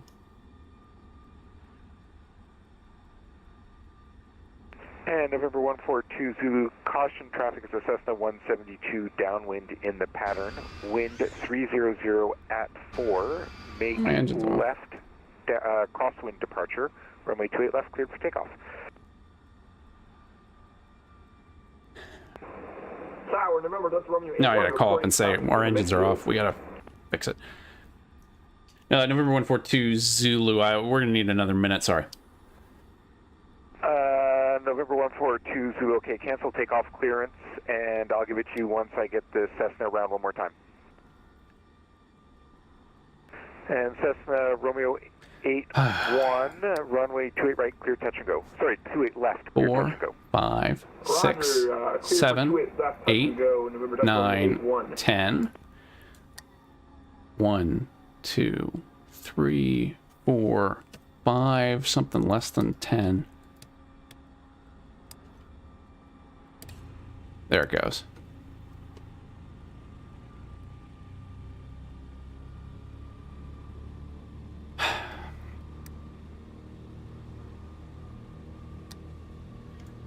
Two, 3, 4, 5, 6, 7, 8, 9, 10. National aircraft information echo current, 3, Portland altimeter 4, 3019. 5, 6, something like that. I wouldn't, recommend that as but if you need to do it quick and dirty, that's how I generally do it. 10 seconds for the starter, and then something less than 10 seconds for the mesh, more like 7. Okay, so we're back, we're cooking, we're ready to go again. I think. Let's not turn the engines off this time. We're squawking. All right, we're good. Information echo. Let's just pick that up real quick while we're here and waiting. That Cessna's coming around. Man.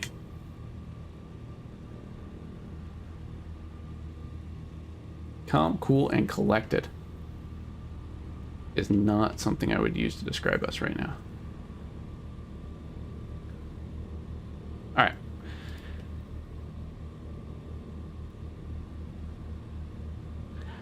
In Portland Tower, November 142 Zulu. We are ready for real this time.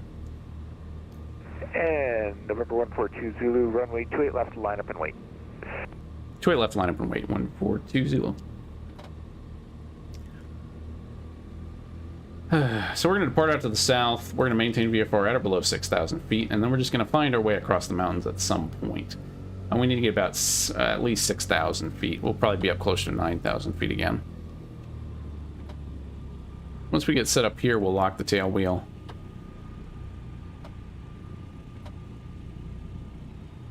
So just roll forward a little bit lined up. All right, we're good. Come down here, lock the tail wheel. Still have 2 engines. We'll give one notch flaps.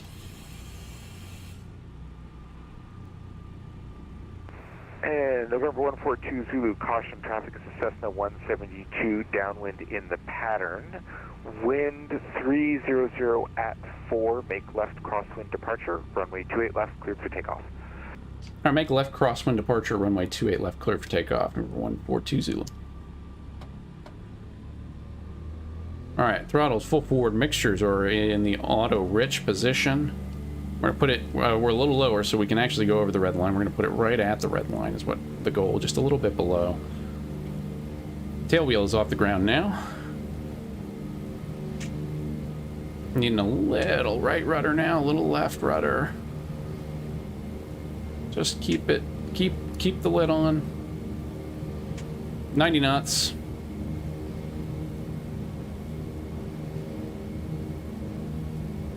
And there is 100 knots. Let's give it a nice little tug. Bring the flaps up, let the speed come up. Make sure we get positive rate off the ground. Gear up. And then we're gonna make the left-hand turn crosswind here. Departing out to the south. Tower, November Delta Romeo, in the downwind. Cessna Romeo 81, looks like you're on base, runway 28 left, clear touch and go. Yeah, that's my bad, sorry, I called a little late there. On the base, clear touch and go, 28 left, November Delta Romeo 81. Good pattern work. That's something I've never done on VetSim. I should do it. We should do it one of these days, but we need to be at or below 6,000, and we're at 1,000 now, so make the left turn now. Keep the climb out going. Hope it's not yelling at me for something. Bring power back to 40 inches, 2,400 RPM.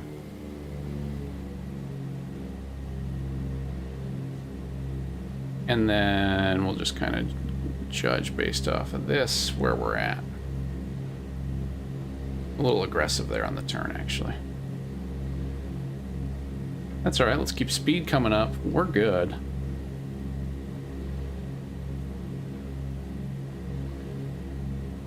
Whew. All right. So Adventures in Portland.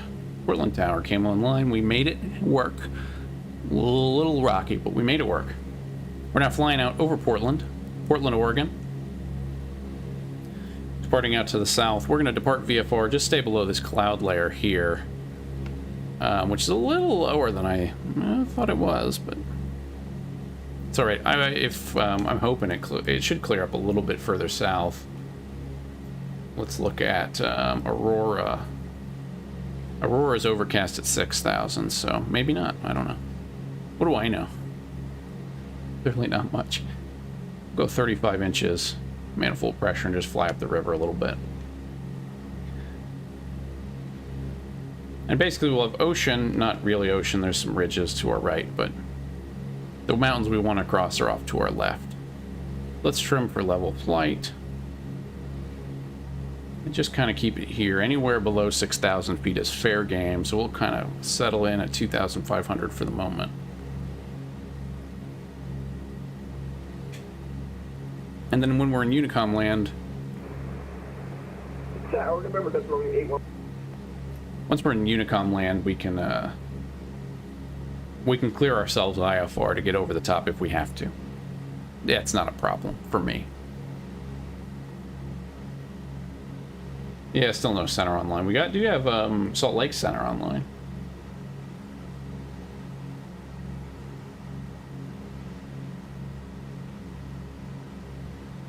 That is, and also that's I'd say that's one of the harder things about VATSIM. One of those underratedly hard things that isn't really a factor in real life, that makes it in some ways a little harder, is that tendency of tower and to pop up, or center, anyone really. It just November 142 Zulu leaving my airspace to the south. Squawk maintain VFR, frequency change approved. Have a great flight. we'll squawk maintain VFR, going to Unicom, number 142 Zulu. Thanks for the ATC. Alright, we're in Unicom land now.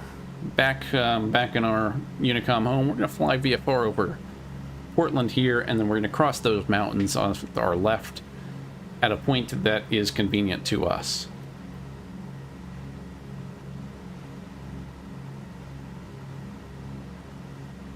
Looks like anywhere we do it, we're going to need about 6,000 feet at least. Probably more like 8. But 8.592 is the maximum altitude in some of these places.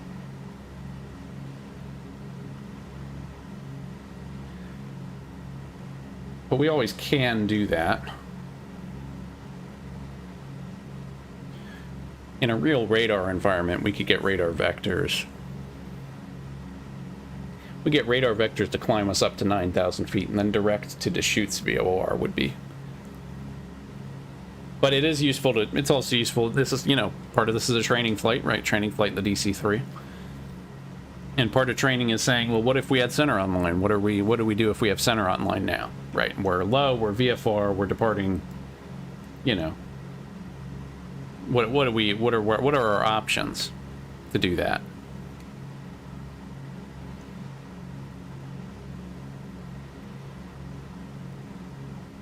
So thanks for coming along, everybody.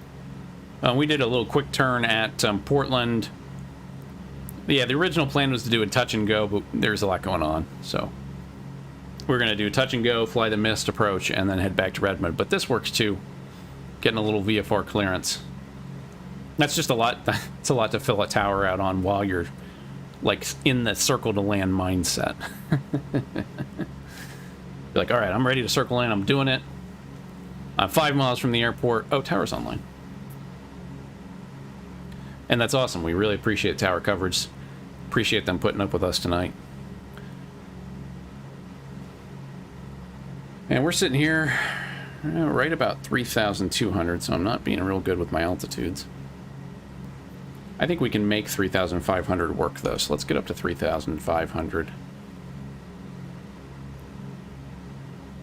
We're going to basically fly over to the ridge, turn south, and then get on up. If we do need a VOR reference, we have Battleground in. What we can do, though, is pull up shoots on 117.6. I can also probably... Do I have to close out my flight plan or something? I think they did that already. But I'll just get this queued up in case. We're going... Portland to Redmond, and we're going to go direct to DSD. Delta Sierra Delta. Should be about an hour flight. We're making about, let's say, 180. And I think we would need at least 9,000... maybe 11,000. I'm not going to file this, but I'm going to have it ready to go in case we need it.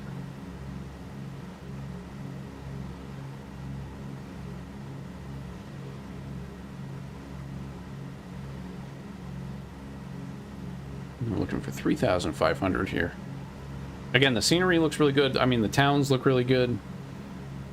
It is a really pretty place to fly, so highly recommend if you haven't been in here. There's some interesting approaches in Portland. It's an interesting place, aviation-wise. Do we have Deschutes? It looks like we do have the Deschutes BOR, so we can go direct there as long as we can get the altitude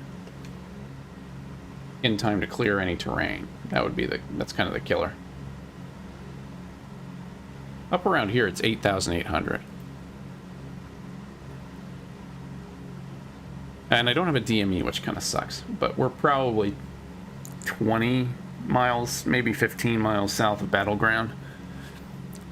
So if we did want to call up and get a clearance, we could say something along the lines of Seattle Center, November 142 Zulu or DC-3 at 3,500 feet VFR, about 20 south of Battleground, requesting IFR clearance to Redmond. And then they could give us an IFR clearance to Redmond that way. Now I'm hoping the cloud cover scatters a little bit more, but I don't know that that's what the forecast has in store for us.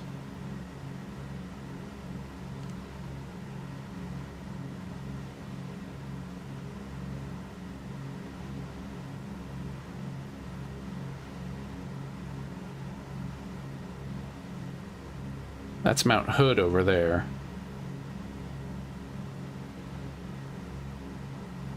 Can we get it over the top here? We might be able to. So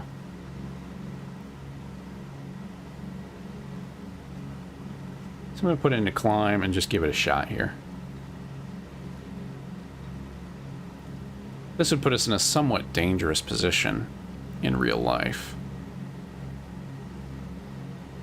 Especially if we weren't instrument rated.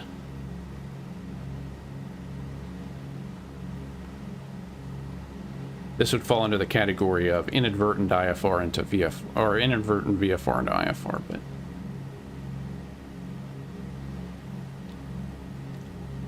we'll give it a shot. We put some power down, we can climb pretty well.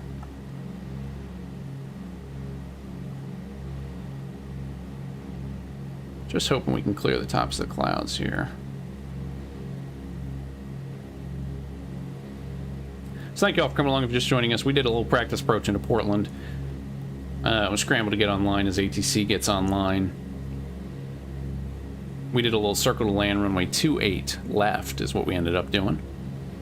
And now we're heading back to Redmond. We're currently VFR with an IFR flight plan in our back pocket if we can't get out of the... We're getting a little slow now. Getting a little slow.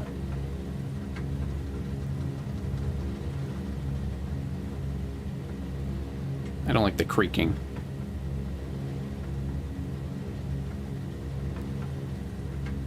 I don't think they'd be doing that if we were doing just a bang-up job.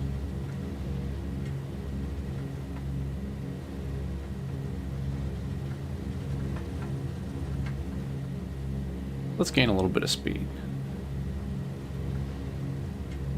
But keep up at 500 feet per minute. Let me go ahead and file that flight plan anyway. So file an IFR flight plan. We're going to the Deschutes, direct to the Deschutes VOR.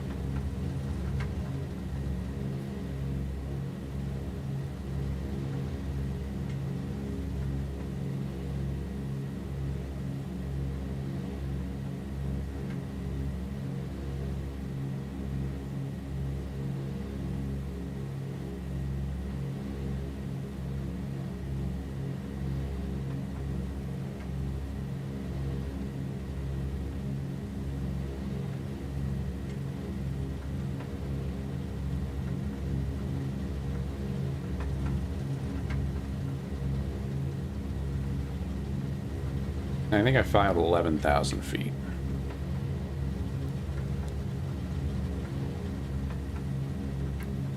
Let's go ahead and make sure we get all this on. Prop de-icer can come on.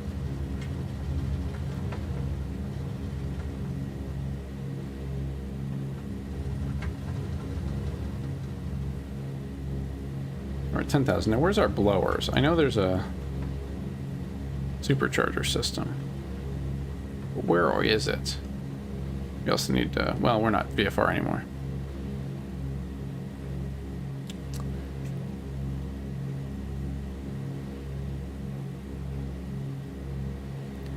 thought it was up on the top panel, but I might be mistaken. I've certainly been wrong about that before.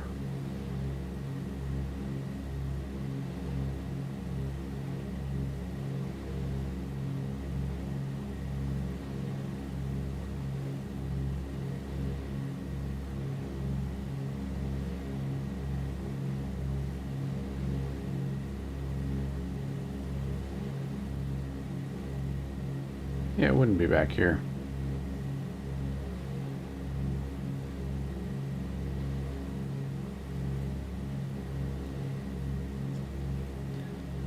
So we're now direct to shoots.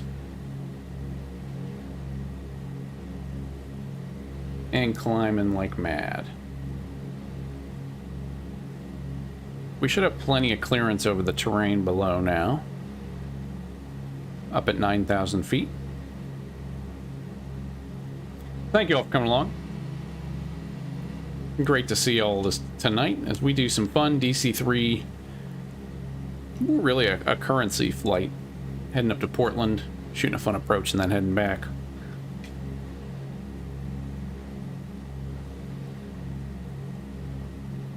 Which I think sometimes in flight sim we discount that that very real reason commercial flights in particular happen.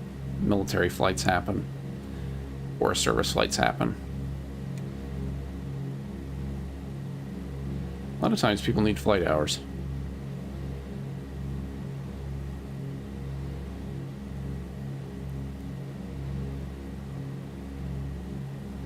So here comes 10,000 now. We're actually making a pretty good climb now. Still very overcast though. So the IFR clearance is a good decision.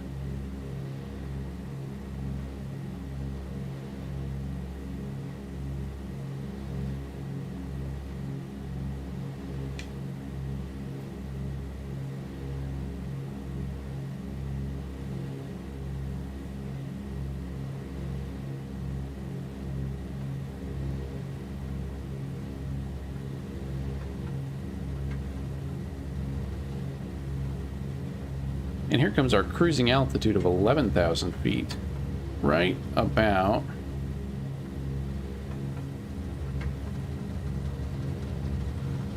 If I can get another 300 feet.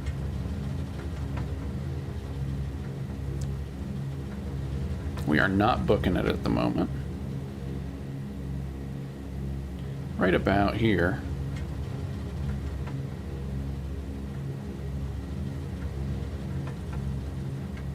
Right about here.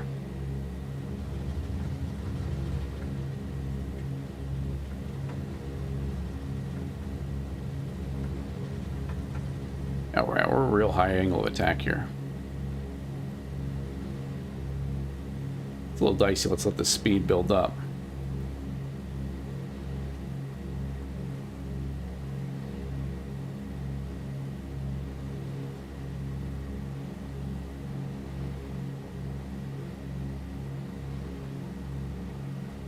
Also going to bring back into... So here the click to get to auto lean. And then blowers. Where are the blowers?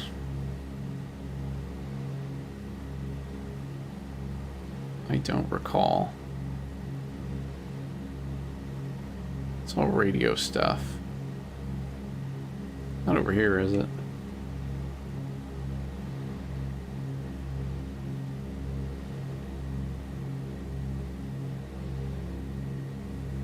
Oop. I'm still doing a combat climb here.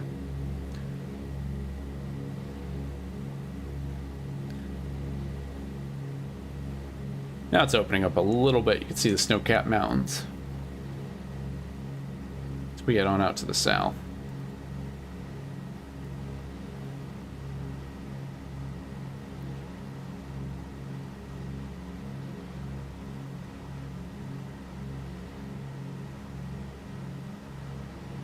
I'm just going to kind of generally align our compass with where we want to go.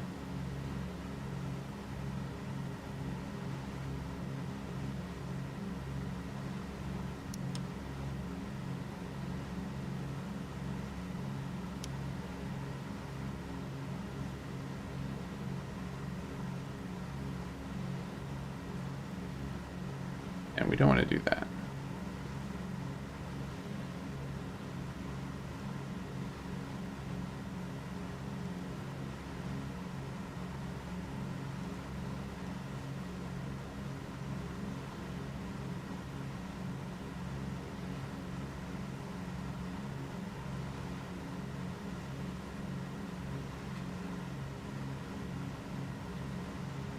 So thank you all for coming along. Hope y'all are having a good time here. DC-3, fun plane to fly.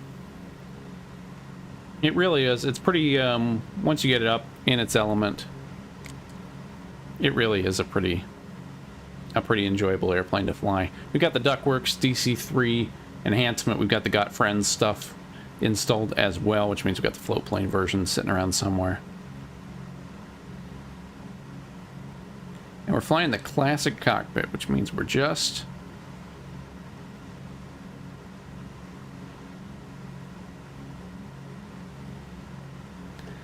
going to, which means we're working gyro pilot, no GPS here.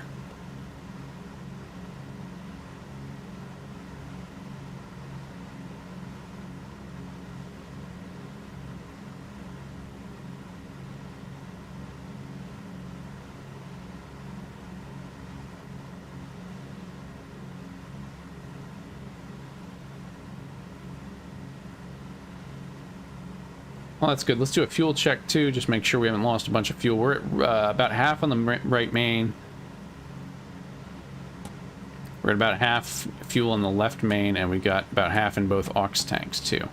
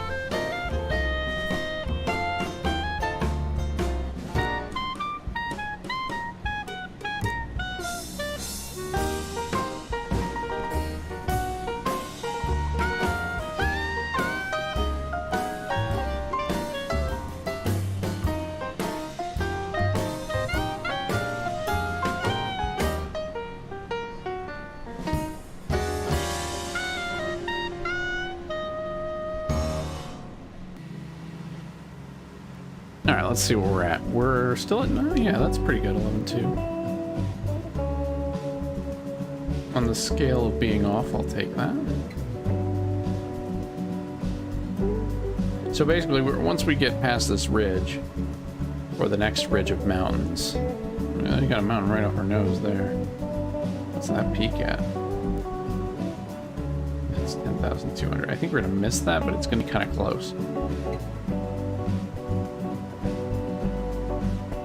This is why they wouldn't clear us direct to Redmond or direct to the Deschutes VOR. Because that's a little... Now let's go the other way.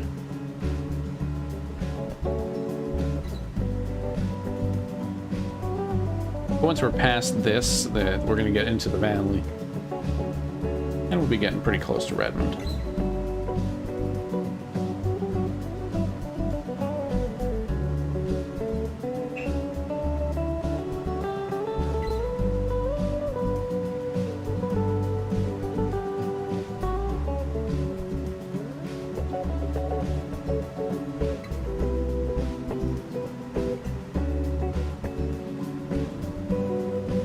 Snowy up here. Microsoft is still seeing the snow line.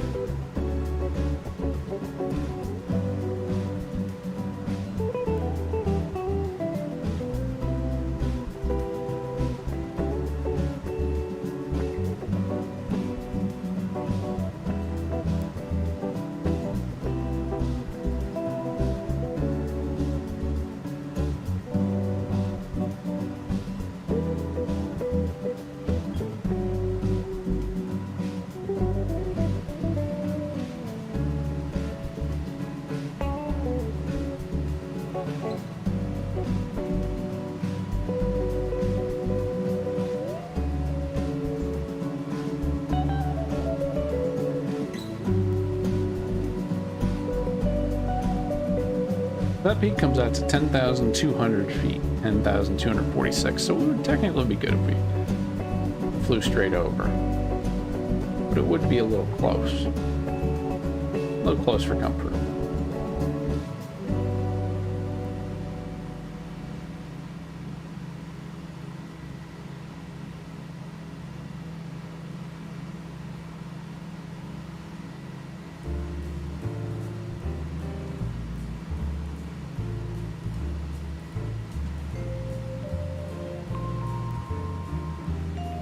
Alright, so let's clear ourselves direct to Deschutes again.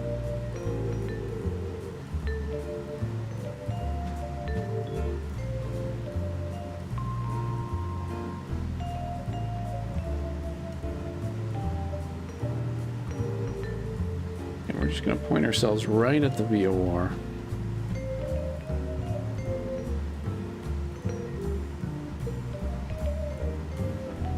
Really nice view, though.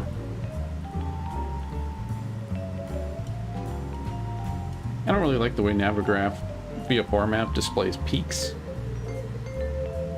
I think that it doesn't really accentuate them very well. I mean, it has kind of a white dot, but like in the nice thing about the paper sectionals is that it shows you everything all the time, but you have to zoom in a certain amount to see that kind of high peak on Navigraph.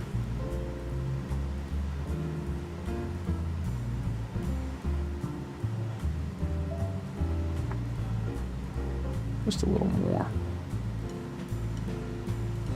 You can just about see Redmond out there. We're getting down to it now. Field elevation is going to be 3,082 feet at Redmond. Let me get the latest weather. This is from 0056 Zulu, wind 310 at 13, 10 surface mile visibility, broken clouds 5,500.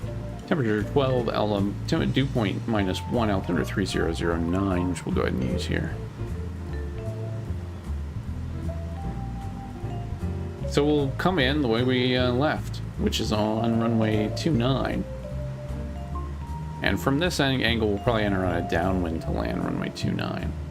I think, I'm not sure. I'm not sure what approaches they have available. They do have a VOR approach.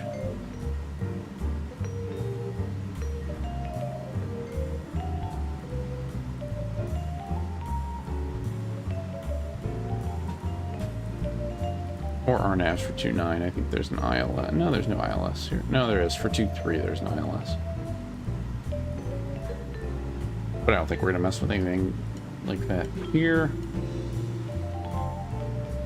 Redmond elevation, like we said in the beginning, is 3,000 feet. So we got to get down to about 4,000 feet to be at about pattern altitude.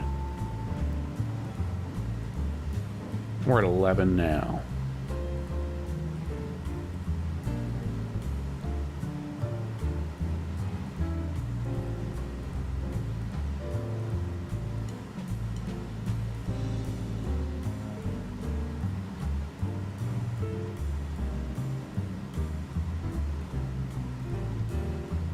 We're probably about 30 miles out. I'm going to go ahead and start a descent down to 5,000 feet.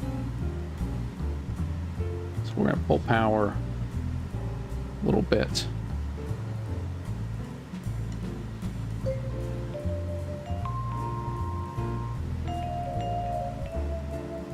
And just push the nose down a bit.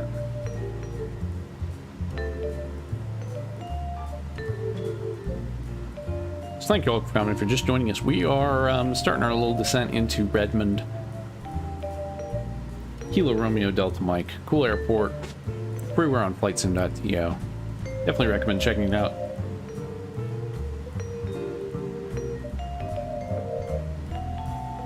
We're basically heading straight there. And at that point, well, we can go. We were part of VF4. We can go VF4. And, we'll probably set up for a downwind on runway 29. Trick will be getting the right runway because there's, again, 2 crossing runways. 23 and 29, which are... We'll have to make sure we get the right one. Again, unlike Brownsville.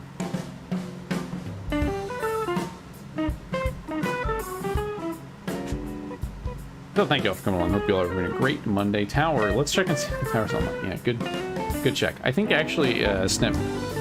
Well, what? No, so what time is it for them? It's like 6:30 for them. So it might still be up. I think in real life the tower's closed part of the time.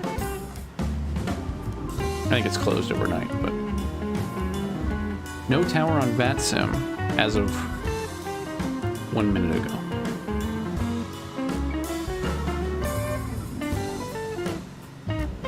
Man, they just pop up though. We're not close enough for tower to come online yet. We gotta be a little closer.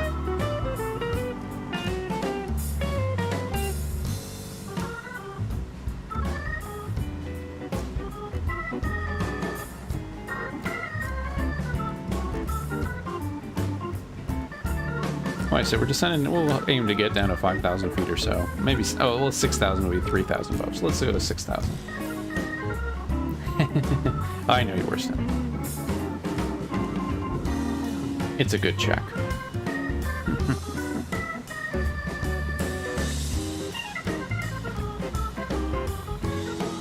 You have 8. What are they doing? Oh no, they're way up at 43,000. Let's see, do we have the field yet? I can't tell, I don't think so. Get a little distance. Got a little ground cover. The airport will be kind of behind the town. So I think that's the city out there, and the airport should be somewhere out there. The VOR is a little bit in front of the town too, so we'll pass the VOR to get there.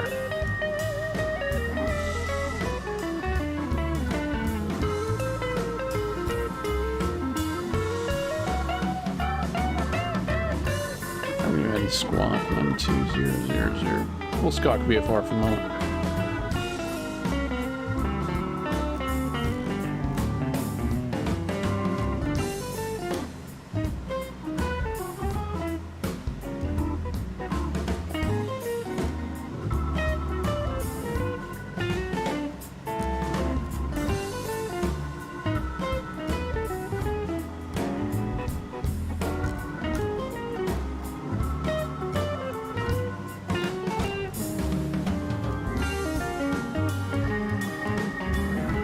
You do get some nice canyons, some nice gorges, I guess. It is really interesting geography.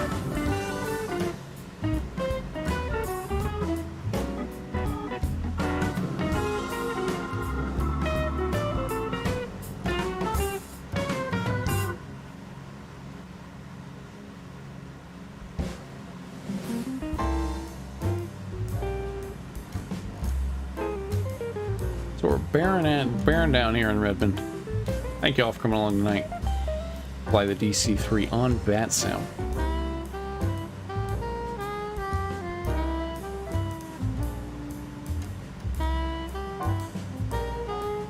So as we come down, we'll start bleeding speed. We're coming down through 7,000 feet now.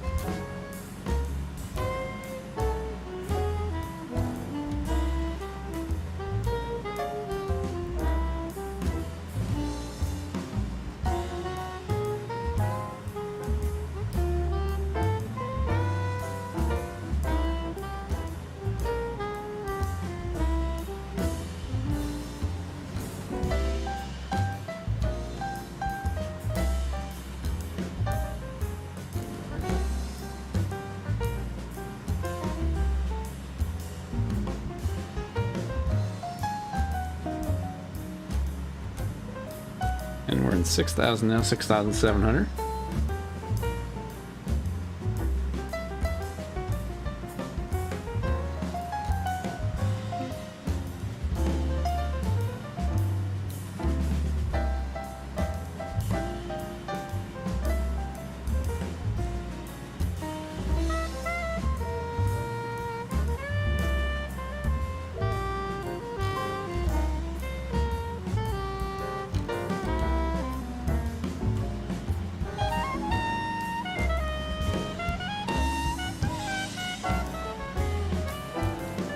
I think I'm going to take control now. We're at 6,000 feet. Just leveled off a little bit.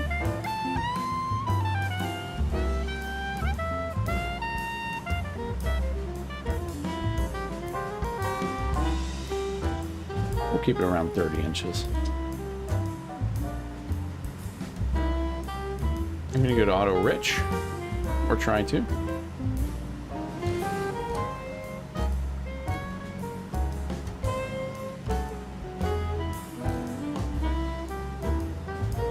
And then we're just looking for the airport. We got it right there. So we got the field in sight.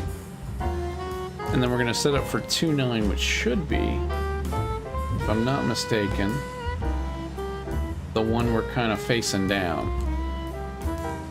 So we'll enter on the downwind for runway 29.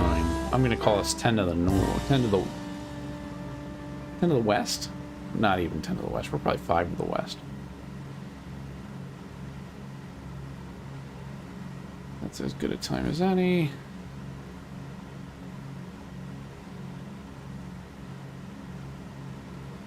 Redmond traffic, November 142 Zulu or DC-3, about 5 to the west of the field, 6,000 feet. We're going to be entering downwind to land, runway 29 Redmond. See, that actually transmitted to nobody. Let's keep the descent going. We're going to head down to about 4,000. Probably 4,100 would be inappropriate. And then we're going to get down and try and slow it down as much as we can. And I'm going to set up a generous base turn here. I'm not going to pull it in super tight.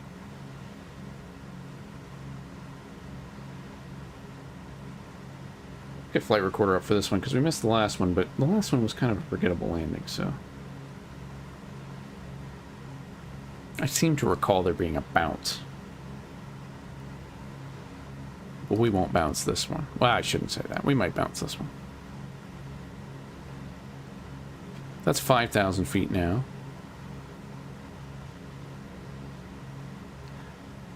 I'm gonna bring power back just till it starts yelling at me.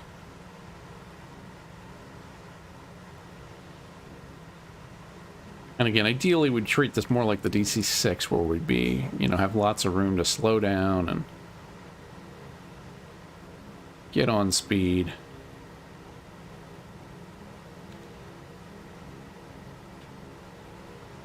For the moment, this is what we got.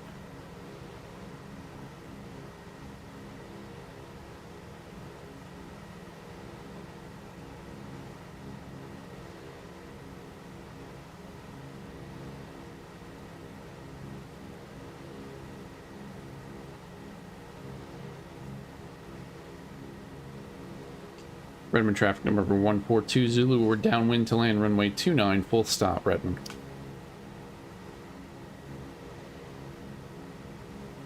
Got the field in sight. That should be the other runway. That's a number 3. That's not one we want to be on. That's 4,100 feet now, so let's go ahead and put the brakes on. We'll be able to bleed some speed in the base turn, too, if we need to.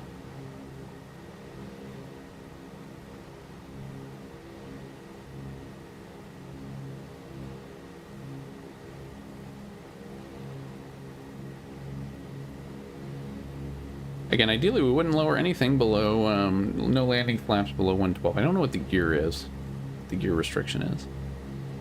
Probably says it over here. Well, it might not actually.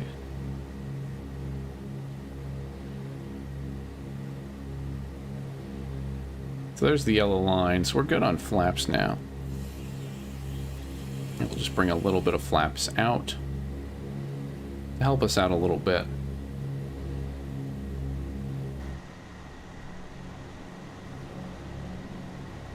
We're just about crossing the threshold. Just a little bit behind us. Good speed now. Speed's good. Gear coming out. We'll bring some power back in.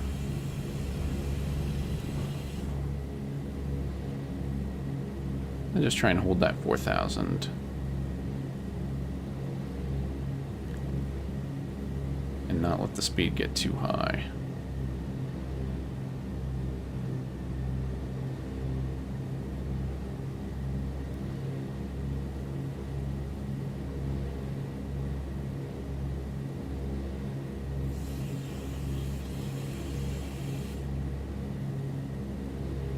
We're going to start our base turn. Redmond traffic, November 142 Zulu, turn a base to land full stop runway 29 Redmond. Just put us on a decently long final. Getting a little slow now, so let's bring some power in. Not going to go any more flaps than we need at the moment. We can let it descend a little bit. Yeah, a little longer than I thought. But that's alright.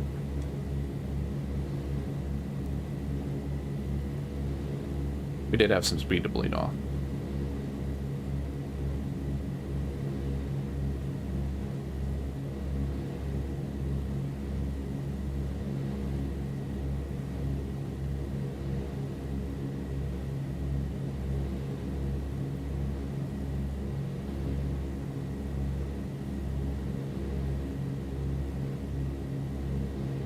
I wasn't kidding.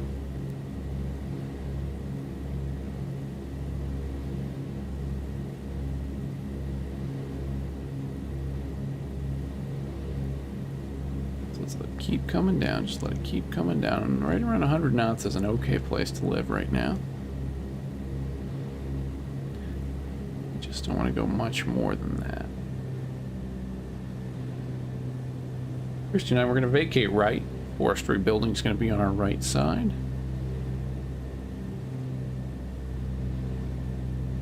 Three white, one red. So we're in the ballpark.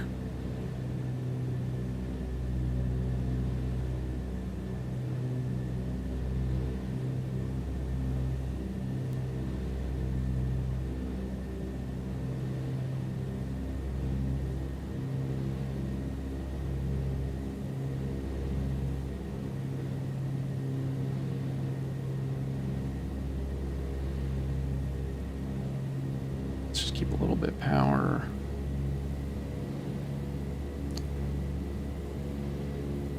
We can come down a little bit. More gear is down. 30 green will go full landing flaps now.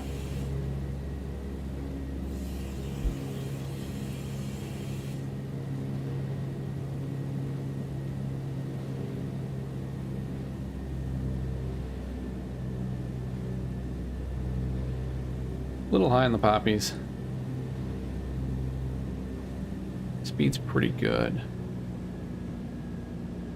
Go props full forward in case we need to go around.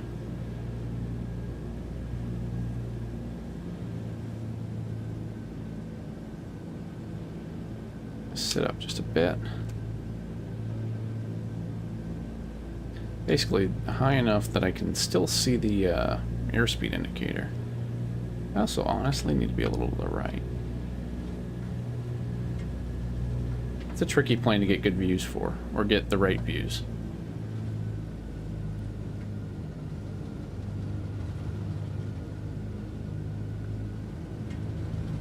Oh boy, it's not, it doesn't feel great.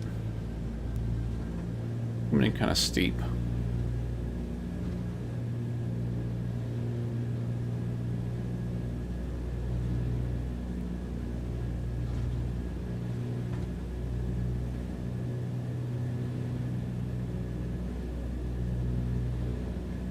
And I just want to kiss the main gear down and then let the speed drag off. We're going to try and do a 2-point landing. We're going to keep some power in. Don't dump it all. Some power in, some power in, some power in. Keep it going, keep it going, keep it going. Kiss the main gear. Power to idle. Let it roll out. Well, that looked much better. I'm glad we got that one on tape. And now pulling back. Get the tail wheel on the ground. Maybe we can even make this taxiway.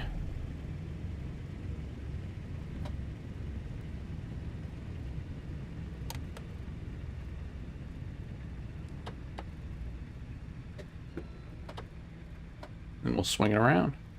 Welcome back to Redmond, everybody. Let's keep it turning, keep it turning. We can make it here Charlie.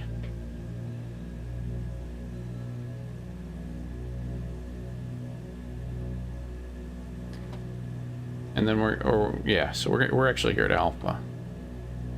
They got a sign, but Alpha, then Delta to the Forest Service ramp.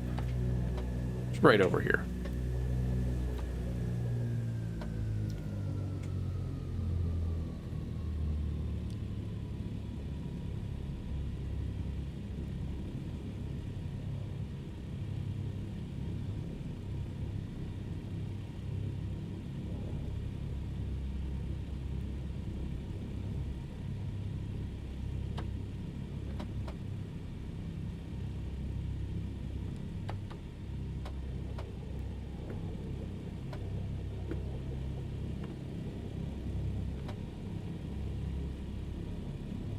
We're just going to park it right in front of the main building because it's a cool model.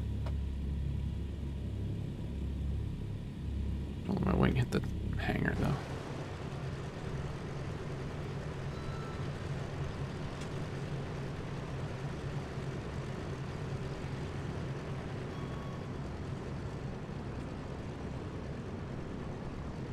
All right. So we made it. Made it back to Redmond. Thank you all for coming along. That was a fun flight. Good fun flight. Good time. Yeah, definitely was good. Even Portland, we figured it out. We made it work. And we made it back here in one piece. DC-6 is really fun, or DC-3 is a really fun plane to fly. It's a little less stressful for me than the DC-6, but it's also not quite to that level. Certainly not yet. But Duckworks does a whole lot to make it better. And yeah, it's definitely worth flying around if you're interested in it. It does reasonably well in a modern environment, which is good. So I'm going to play us out with the wing view replay. Thank you all for coming along. Thanks for hanging out with us tonight. And I hope you enjoy all the flights that you're doing, whether it's vicariously through us or whatever else you got going on. Thanks for coming along, everybody. Take it easy.